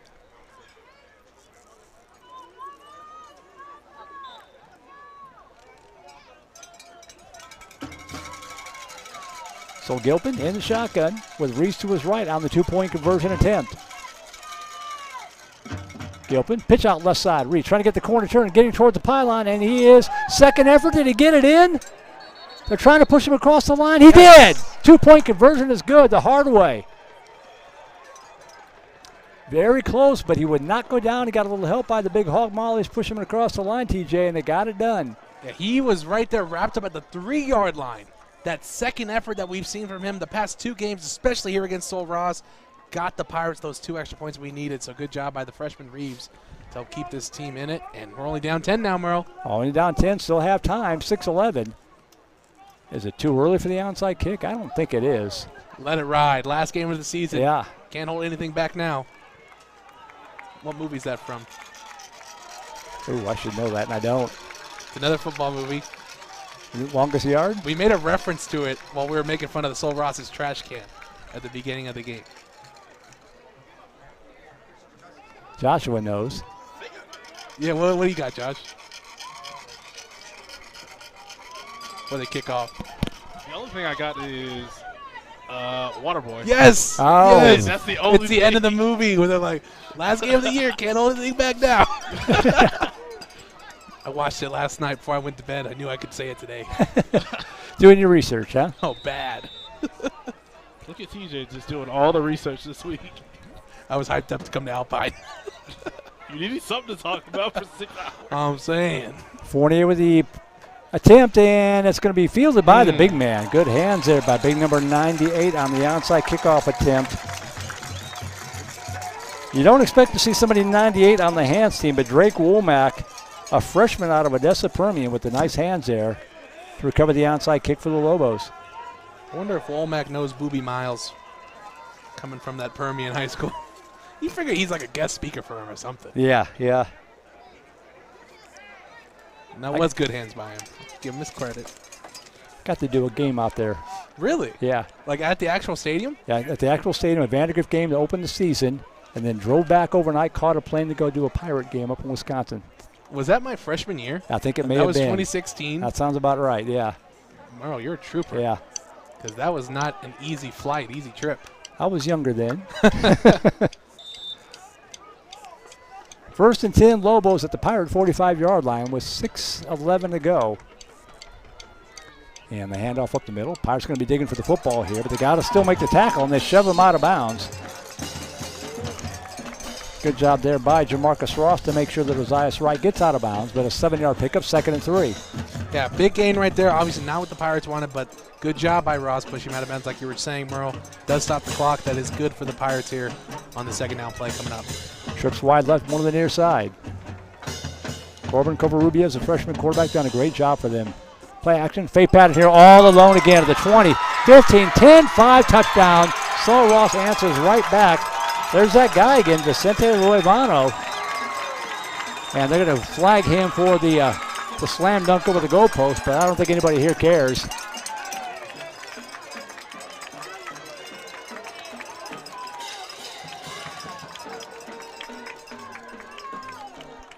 They don't take that off the scoreboard anymore, do they? There was that No. one year where they did, which No, is they really don't, dumb. They don't do that. That's after the play. That's just his first of the game. He'll probably be done after that, his second touchdown. I don't know if you noticed, on his first touchdown, he came and gave the ball to his mom. Oh, I did not notice Yeah, that. they had a really nice, very heartfelt moment there at the 50-yard line. That's pretty cool. Obviously, No, it's called unsportsmanlike.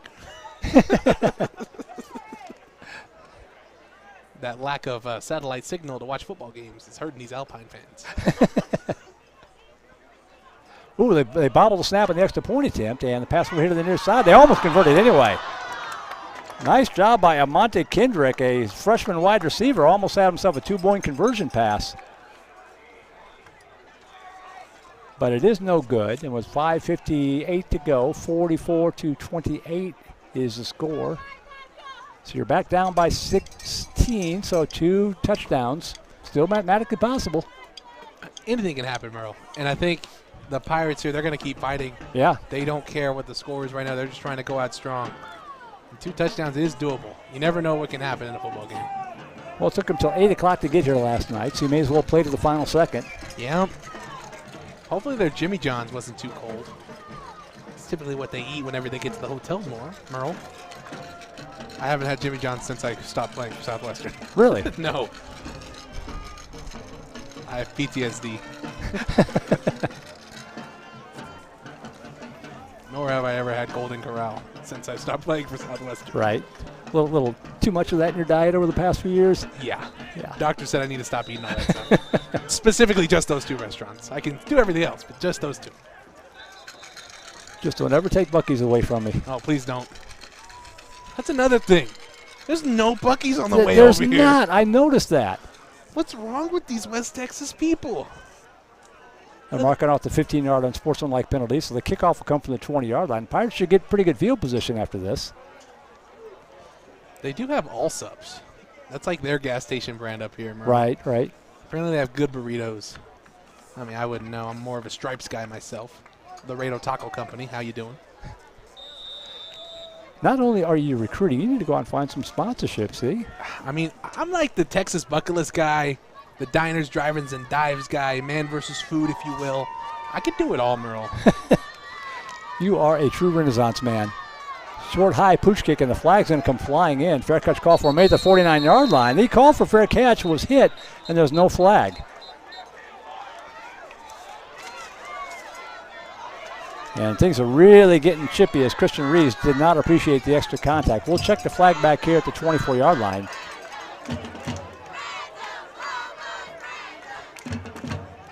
And Sol Ross is doing all this talking now. They weren't doing all the talking whenever the game was tied. They weren't. Right. Southwestern has been talking all game. And I don't know if you watched The Last Dance before, Merle. There's that scene where MJ has the baseball bat. He's like, you could tell a lot about a man when he talks trash when he's up. I want to go against a man that talks trash when he's down. When he's down, or yeah. tied. And right now, Sol Ross is not living like MJ. Offsides on the defense, so are they going to make them re-kick? Or We've done it all game. Might as well keep going. Last time it happened, Elijah Norris took it back for a big gain. Might as well. Kickoff from the 15-yard line. Don't typically see that anymore. Inside of 6 minutes to go, but man, this game is going about as fast as a snail through sludge. So I checked the clock right when the fourth quarter started, Merle. It was 3 o'clock. That's, what, 3:43 now, something like that? Yep. So they marked off 5 yards after the return, so the Pirates have it first down and 10 at the 43-yard line. With a quick score, 2-point conversion attempt on recover an onside kick and do it again. Easy enough. Piece of cake. Gilpin in the shotgun with Marion lined up to his left. Gilpin dropping back. Great protection. Now it starts to break down, rolling to his right. He's got some running room, directing traffic. Bio's got a receiver open. Caught. Touchdown Pirates. One play. How about that? Mitchell Garrett hauling it in. A one-play, 43-yard drive. It took about 15 seconds, and the Pirates are not going to go away quietly in West Texas. Mitchell Garrett, talk to me. What a play by him, staying with the route, staying with his quarterback Gilpin as he was doing all that directing traffic like you were saying, Merle. And just a great job by Gilpin busting out finding Garrett right over the middle. Perfect pass. Perfect pass. We said it could happen. We said it could happen. 44-34, back within 10, trying to pull within 8. Looking for their second straight two-point conversion attempt. Gilpin in the shotgun. Looking for Runningham. Got some Runningham right side, and he is going to get into the end zone for the two-point conversion. Oh, they're going to throw a flag after he's in the end zone. And this one's coming back.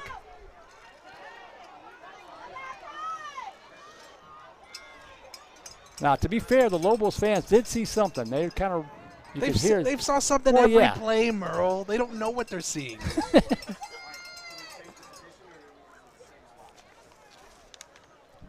I mean, you could say, as he was trying, the defender was trying to get away, our offensive lineman did hold him. But the way the flag came out so late. Yes. So late. Like, that is where I'm getting fed up with it. Like, okay, if you're going to call holding, fine. But not after Landry's already celebrating, gave the ball to the official. Right.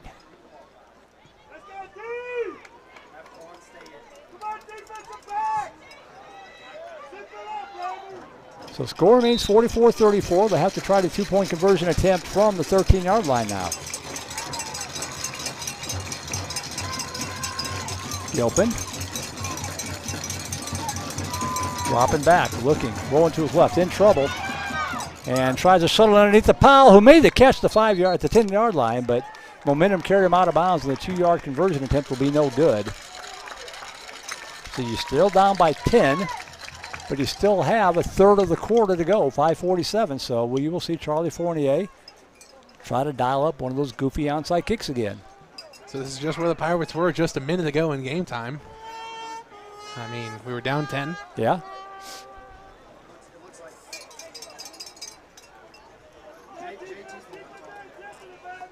And now they got their real hands team out there. Yeah. Because I don't see number 98 anymore.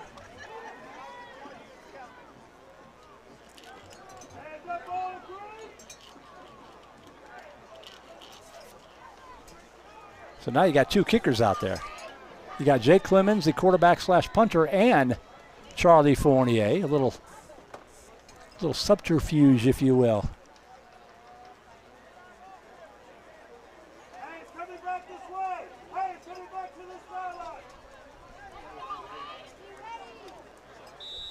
As long as they know who's really going to kick it and who's going to back off. That's all that matters.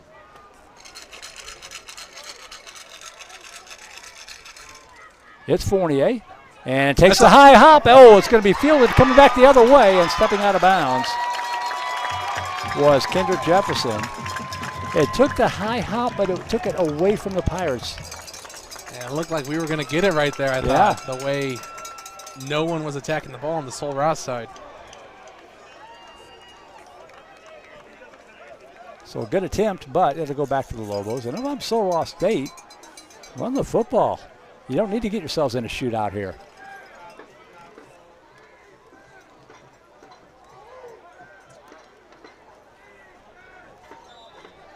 Both teams with 3 timeouts remaining. 5:41 on the clock, I think.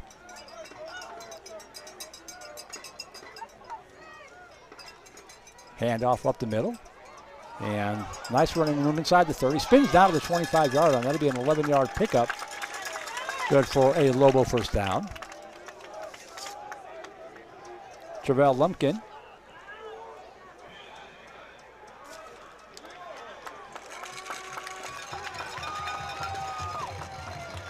Inside of 5.5 to go. Trips wide left, one to the near side.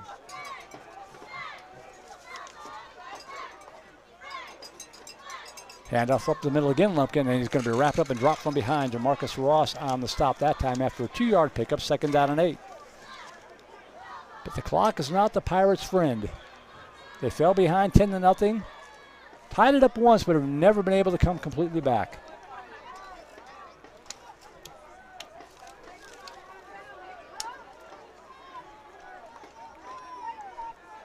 Lumpkin left side. He makes the first wave miss, but he's going to go down. Oh, God. The referee's going to call it on the Pirates. It's going to be would have been a 3rd down and long, and it's going to be a personal foul, late hit on Southwestern. And it's the same guy, the white hat, who threw the late penalty on the holding on the 2-point conversion. Throws an even later penalty right there for the unnecessary roughness. It's like he listened to the crowd and just I made was the thinking call. the same thing, yeah. Can't do that as a ref.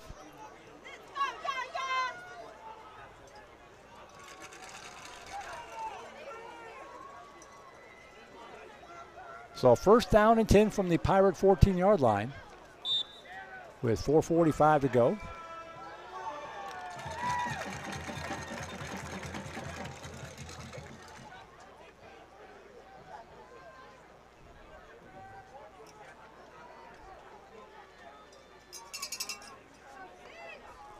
Grover Rubiez, handoff up the middle and stacked up and knocked down at about the 13-yard line for a short pickup of a yard or two for Wright. Alec Gomez on the stop.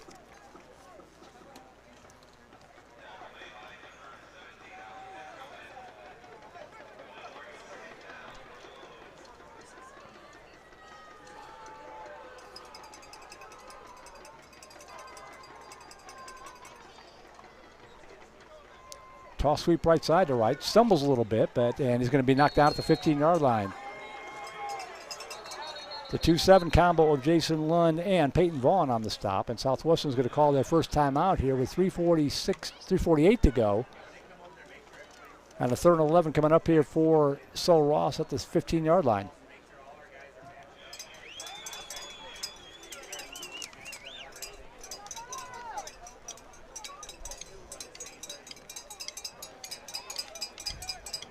Got to get the stop if you're the Pirates defense. Do not let them get the first down, because that would be even worse, because that means you'll likely have to spend your next 2 timeouts. Right. Because I can't imagine Sul Ross trying to score at least on the first play.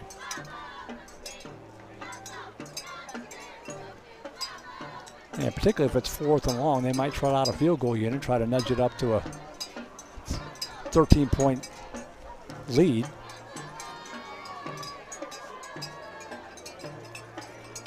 Thanks to Skylar Gillespie. He's been with us all afternoon. He's been working all day since about noon with all the basketball and youth football and our game and volleyball and all sorts of stuff today. So thank you, Skylar. 3rd down and 11 from the 15-yard line.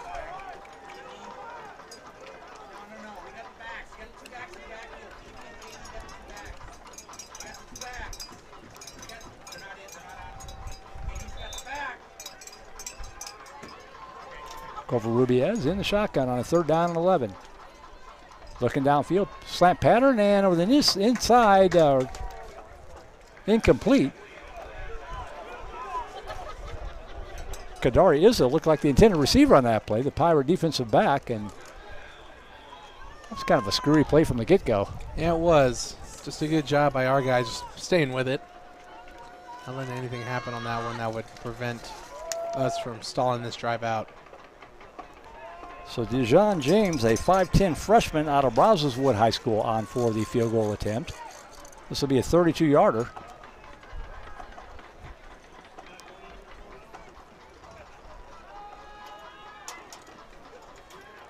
The kick is up. I don't think so. No, he missed it left, hooked it left, so it stays a 10-point game. The Pirates will get it back with 3:38 to go. It took them 1 play to score last time. I don't think it'll happen again, Merle, but I've been wrong before.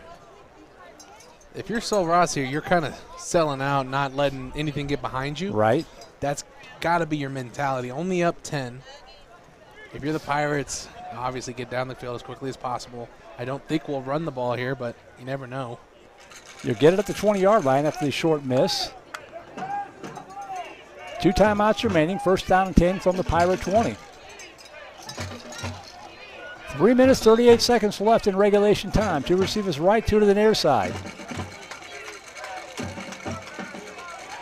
Gilpin dropping back, and a flag comes in, and it's going to make it 1st and 15 as we're going to get a procedure called here on Southwestern.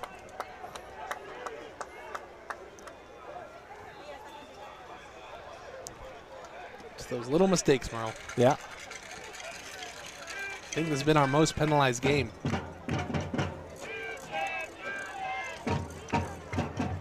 So 1st and 15 from the 15.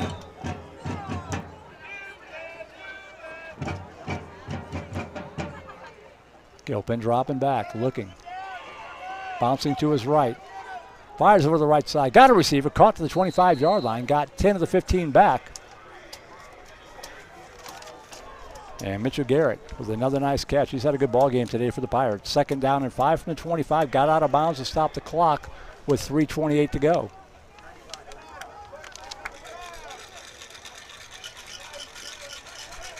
And this is where it's good to have Gilpin in. He's had a lot more experience in these types of situations. Right. 2-minute drills. Down where his team needed him to make a score happen. Gilpin rolling to his left, now stopping, firing over the center of the field. Dugan Sexton, upended, comes down with it at the 40-yard line, holds onto it for a first down, Pirates. What a catch by Dugan Sexton. He knew he was going to take a shot. Great catch by Dugan there. Got a hustle here. Clock is rolling inside of 3 minutes to go. Now the Pirates up to the line. They're taking too long here. That's 15 seconds that just ran off the clock. Gilpin rolling to his right. Now taking a shot. Complete to the 40. And knocked down to the 35-yard line. There he is again, Mitchell Garrett. He's emerged here in this ball game. They'll stop the clock to move the chains. First down, Pirates at the 36-yard line. Get a touchdown and a field goal. They're almost in field goal range. To receiver's right, 2 to the near side. Gilpin dropping back, rolling right. Buying himself some time. Fires over to the right side and incomplete. Just threw that one away. Good coverage down the field. And that stops the clock with 2:15 to go.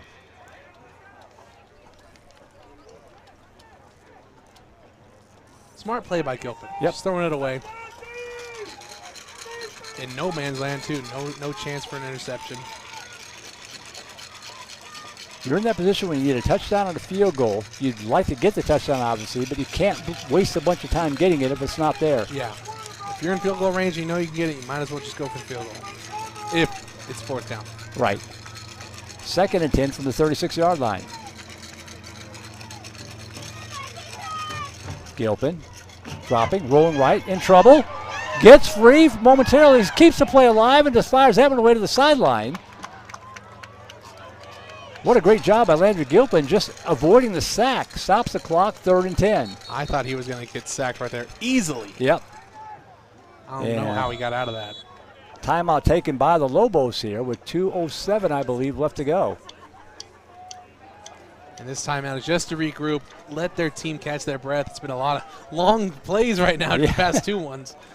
So just letting them catch their breaths here. They've been out of the field a long time here in this contest. So, Josh, get a shot of the Southwestern fans across the way. Kudos to them for making the long trip out here on the final game of the season. Not a ton of them, but the diehards making the road trip. I imagine a lot of those are senior parents. Yeah. Who are wanting to watch their kid play football for the last time. Regardless of how this game is going to turn out, and the Pirates have made a lot of mistakes in this game, but they showed a lot of grit and heart to come back and at least make it interesting here at the end. They could have foamed it in when they got down by 18 midway through that 4th quarter.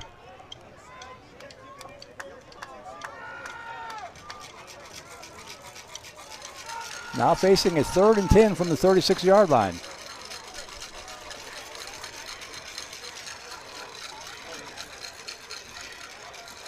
Gilpin in the shotgun. Marion lined up to his right side. Keep an eye on him out of the backfield. 2 trips here to the near side. Gilpin. Oh, wow. That's going to be a pass interference called as JoJo Wilson was starting to get behind the defense, and there are 3 flags there because that was a 3-star pass interference right there by the Sul Ross State Lobos, and the drive will continue. Yeah, that corner knew he was beaten. He just did the best thing he could right there, and that was hold JoJo because that would have been a touchdown. So now you're in field goal range if you need to, but you're also inside of 2 minutes to go. So you got to keep your foot on the accelerator here. I think here you take your shots to the end zone. I agree, yeah. You'll be around the 25. Let Ethan Powell get a jump ball. Let JoJo Wilson get in space. A lot of different things you can do, but I think you're taking some shots to the end zone at least. 1:59 left. Pirates with 2 timeouts remaining, down by 10. 1st and 10 at the Lobo 25.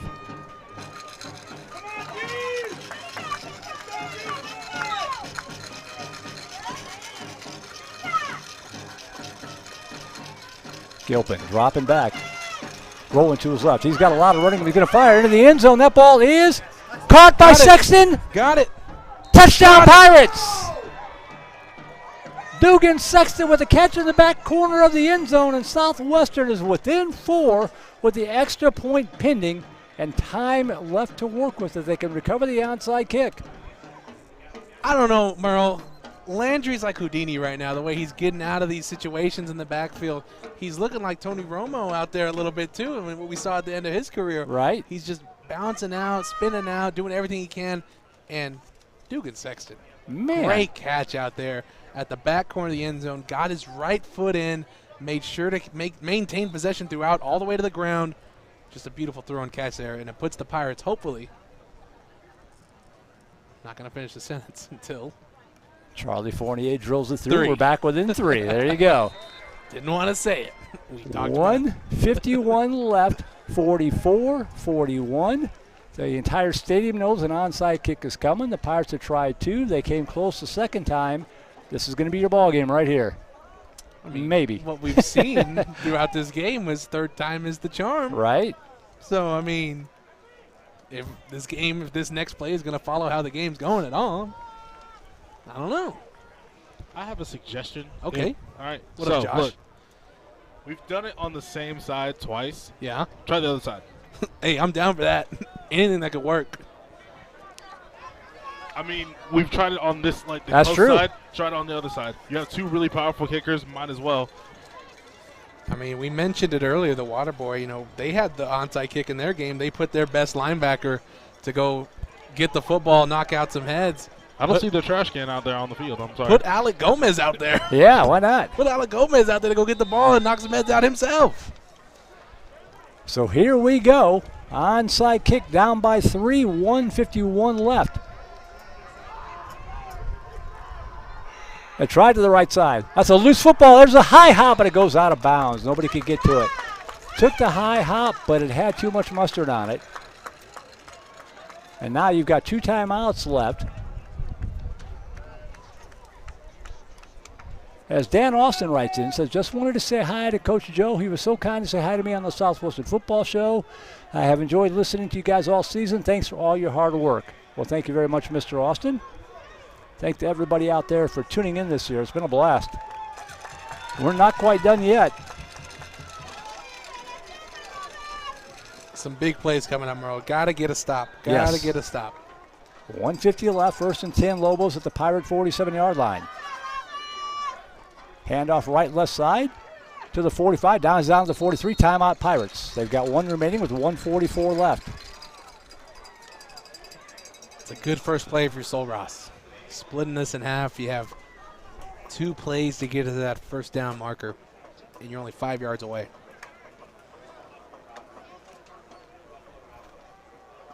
What a way to close out the season. What a way to close out the conference for the Southwestern Pirates.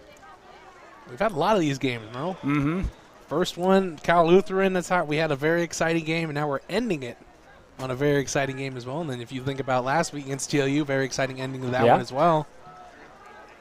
That ETBU game was close until the very end. Yep. McMurray. Yes. They came back, had a great second half. It made it very exciting there. Even Austin College, to an extent, made it very exciting at the end. So we will need to invest in some blood pressure medication right here after this game is over. You got to stay away from Golden Corral. Hey, trust me, I am. It's the other ones like Whataburger and Chipotle, all those guys. Those guys are the ones hurting me now.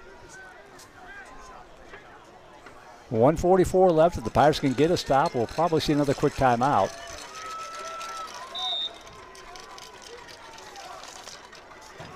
Covarrubias in the shotgun on a 2nd down and 5 from the 42. Handoff up the middle to the 40, stacked up, and they're going to be knocked out of the 39-yard line, and there's your final timeout for the Pirates. It'll be 3rd down and 2 from the 39. Southwestern takes their final timeout with 1:37, so 97 seconds left in this one. The biggest play of the year, Merle. Yep, this is the ball game right here. If you get a stop here, you force them to go for it on 4th down or punt it or something like that after running the clock down. If they pick up the 1st down, the game is pretty much over. if they get the stop, we'll have around 40 seconds left, 45 seconds after the punt, right? More than likely.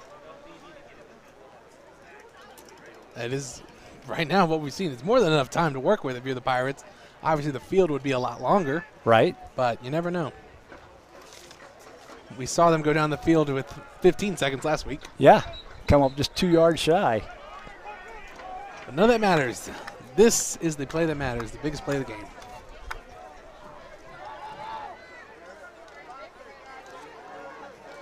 Third down and season on the line. Ball spotted at the Pirate 39-yard line. They've got to pick up 2 to the Lobos.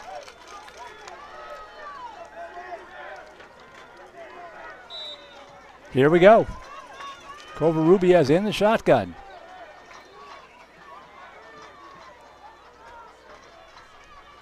Handoff right side. Oh boy, I don't think he got there. He didn't get there. Depends on which official they use. It looks like 4th down and 1. Yeah, both are short right there. Yes, 4th and 1. The clock will tick down. Now what do you do if you're Sul-Ross State? If I'm coach from Sul-Ross, I'm honestly leaving my offense out there. Oh, no. Was that Hackett? It's Hackett. Oh.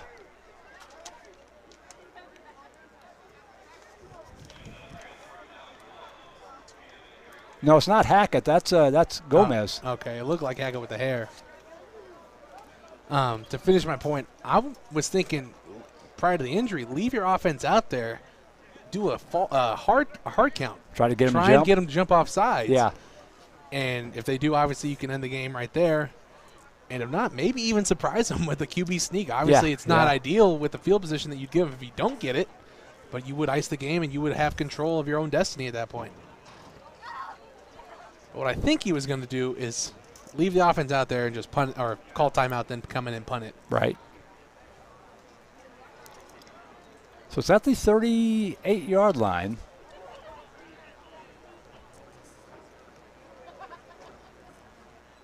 All right, they're going to help Alec Gomez up here. Well, they're trying to, but going to have to reload here and try again.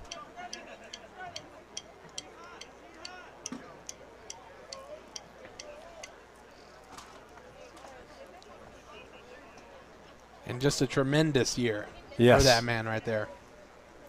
And unfortunately, it doesn't look like he's putting any weight on one of the wheels. Maybe a little. No, nothing on the left side, so I hope that's nothing serious for him. You're right, he just played a heck of a season. And you don't want a severe injury going into the offseason, especially for a guy like him who is so strong. You want to keep that going.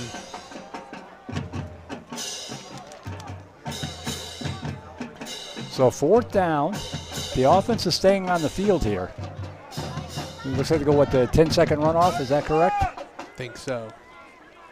Right now the clock is showing 1:14, so we'll see if they drop it down to 54.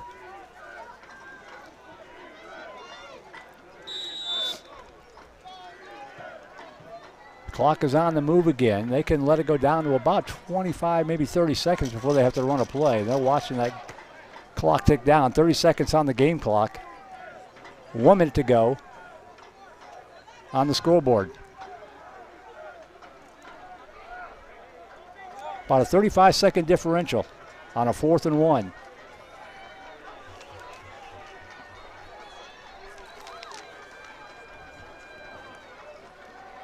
Seven seconds. Looks like they might call a timeout. There it is. So they take their timeout with 33 seconds left on a 4th down and 1. That 10-second runoff is going to be huge. Yes, it is. It would be 43 right now. You kind of get the feeling they're going to go for it here on 4th down. I wouldn't put it past them, honestly. Like, why risk a punt that could go over your, or with a snap that could go over your punter's head? Right. A blocked punt that, because they've gotten close all game. We have. Yeah. I mean, if they're at the 38, so if you punt it, goes into the end zone, you only gain 18 yards on it. Yeah, I mean, you do get the time back a little bit. Like, you're able to a little bit, but I'm a gambling man. I mean, I might just roll the dice here and try and go for it. It looks like they might. It looks like they're going to. would have thought we would get to this point when we were down by 18 points halfway through the quarter. Just tremendous fight by our team. 4th and 1. Last gasp stand here by the Pirate defense. Covarrubias in the shotgun. He's going to come up under center, which where he hasn't been all day. Oh, he breaks free and picks up the first down. They had him stop briefly behind the line of scrimmage, but he spun off of it. And the clock is going to roll, and that is going to do it.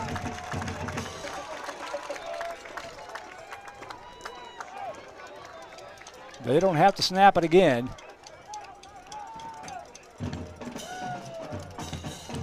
Yeah, they had him, Earl. Just the push was there. Yeah. Just no one was there to tackle him because it was just such a big push from our front 4 guys. So the scoreboard goes to 0 on the Pirates' season, 44-41. Second tough loss in a row for Southwestern, but a valiant effort to come all the way back from 18 points down and make a game of it at the end. Yeah, just a big shout out to those seniors, Merle. Oh yeah, those seniors, all of them, great career at Southwestern. They're gonna look back on this as some great times with some great people, especially those 5th years, Nick Hackett and Ty Reiner. Right. Great careers by all of those guys.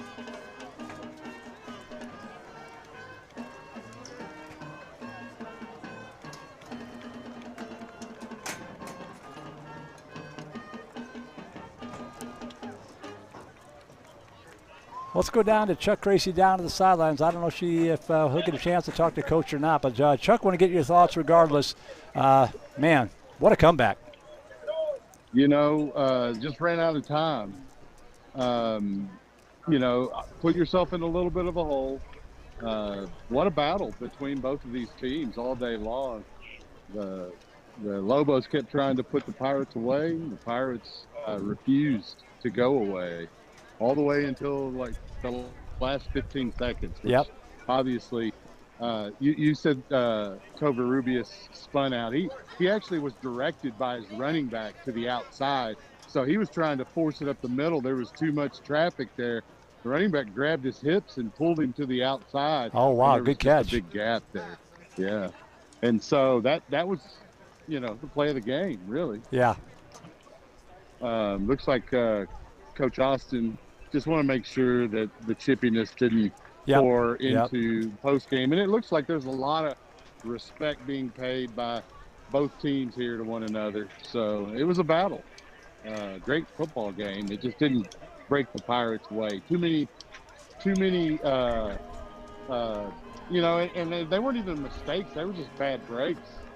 So there were a lot of them. Let me see if Coach wants to give us his final thoughts here. All right, my coach now. He's, greetings with some of his seniors, Nick Hackett, and you got him, Chuck. Take it away. All right, Coach. Your team never quit. That was a battle all the way to the end. Give us your thoughts on the senior class in this group. Great game. You're right. We did fight. We came up short, but it was a fun game to be a part of, fun game to coach. It's fun because we fought hard. Losing some seniors who went through a ton of stuff with all the COVID, things they had to deal with, and stopping and starting the program. We'll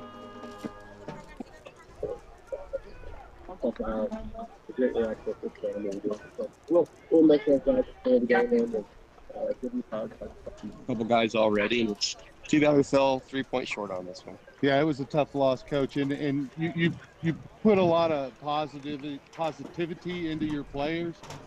They reflect a lot of the attitude and kindness and work that you put forth. So, what are your thoughts on the way the players worked this year? They battled. They really did. I mean, the loss last week was a tough one. It took the wind out of our sails beginning of the week, and we really fought back today, and we got down early with that early interception we threw, but we kept battling all. So they're a group that battles, and I hope, it's nice for you to say that they take after me as far as that goes, because, I'm not going to stop battling. I love Southwestern. Love Never our give players. up. I mean, I love our program. I know that we don't always have the advantages some programs have, and don't care. We're just going to show up every day, and we're going to work and scrap. And, if our players can learn that while they're with us, and that's going to help them be good there. Thank you. Good job, Coach. Thank We'll you. see you. So, Merle, there you go. Obviously a little bit of disappointment in Coach Austin's voice there, but he's proud of this team, and you could tell by his words, his demeanor, and all of it. So, tough way to end the season, but TJ made a very valid point there towards the end of the broadcast. So we opened the season with an exciting game against Kowloon in overtime, a win, and then this one looked like it was every bit going to go into overtime. Didn't have to go into overtime for the excitement. So, great game. It was a great game, Chuck, and thank you so much. Just great job all season long. You put up with all sorts of weather, from the heat to the rain to the cool weather today. Great job all season long, and thank you for everything you did this year. Hey, thanks for giving me the opportunity. I appreciate it. I love it. I love Southwestern. I love being out on the field with these guys. I feel almost like I'm part of the team. Right. But it is. I mean, it's a way to network and build relationships with the next generation. A couple of old guys like you or me, Merle. We reach out to guys like TJ and bring them along, so that when we're in the retirement home, guys like TJ are bringing that next group along. There you go. There's a lot of that going on here on the Southwestern sideline and in the program, and I think it's something to be proud of, to be a part of. So. All right. Well, thank you, Chuck Gracie. You, and we'll kind of wrap things up here. Get my paperwork back after holding the camera steady. 44-41. We've seen so many good football games. Yeah, we were blessed, I guess, to see a lot of those good football games this year, Merle. Obviously, some of those didn't end the way we wanted them to, but nonetheless, very exciting season. Lots to build on going into next year. Yep. And I think this Pirates team is going to be better because of this 2022 season moving forward. I totally agree. Joshua, final thoughts here? Are we talking about the game, or are we just talking about the season? Just in general. Yeah, probably the season in general. It's been a fun season. We've done a lot of great things. We've gone a lot of places. We've gone to Timbuktu and back, and it's been fun. It's going to be a very fun 6-hour drive going back. But you know what? I didn't know a lot about Southwestern football before doing this. I really didn't. I didn't even know that Southwestern existed until about. You're from Pflugerville. What do you mean? I didn't realize that they existed until about 4 or 5 years ago. So I didn't even know they had a football program. I'm not even lying with you. But it was nice to see this team grow week after week. They've gotten so much better, and it's going to be fun, especially because they're going to have a better team next year. Yep. So it's going to be exciting, and we're going to have a better team here. It'll be you and me and TJ and Chuck, and I guess it'll be Jake. I don't know. Jake seems like he's going to be a little too busy. I don't know. And one more thing, too, Merle. Yes, sir. Before you sign off, I just want to say thank you to you, to Josh, to Jacob, to Chuck, to Vype Media, for letting me do this with y'all. I thought this was one of the coolest things ever for never doing football before broadcasting. I think this was a great opportunity. So thank you to you, and then thank you to the fans, too, for listening to us all year and putting up with some of my bad jokes. We appreciate it all. We hope you tune in next year, and we hope you renew my contract, Merle. Oh, absolutely. If they have us back, we will have you back, that's for sure. So, man, awesome job, you guys. Thanks to Josh and to TJ, Jacob, our camera operator, Chuck Tracy down to the sidelines, Harlan that helped us out throughout the season, Skylar Gillespie, our QA this afternoon. So that's going to do it for us this season. And also want to thank our technical director, Suna Vincott, graphics and support, Josh W. back at Vype for all the work that he did. And Southwestern will close out their season with an overall mark of 2-6, 3-7, pretty misleading. A lot of competitive games on there that could have gone either way. Sul State 4-4 in the conference, 4-6 on the regular season. So, well, it ain't going to change the more I talk, so we better pack up and get out of here and get on the 6.5-hour drive home. I want to thank everybody out there that tuned in all season long, and thanks to Coach Austin and Glenn Schwab and everybody with Southwestern University for bringing Vype on board this year. It's been so much fun to come back and call Pirates football this year. So my name is Merle Bertrand, signing out one last time in 2022 from Alpine, Texas, where the Southwestern Pirates have fallen to the Sul State Lobos 44-41. Enjoy the rest of your weekend. Have a safe and happy holiday season. And we hope to see you next fall for more Southwestern Pirates football right here on Vype. Good night, everybody. Have a great summer.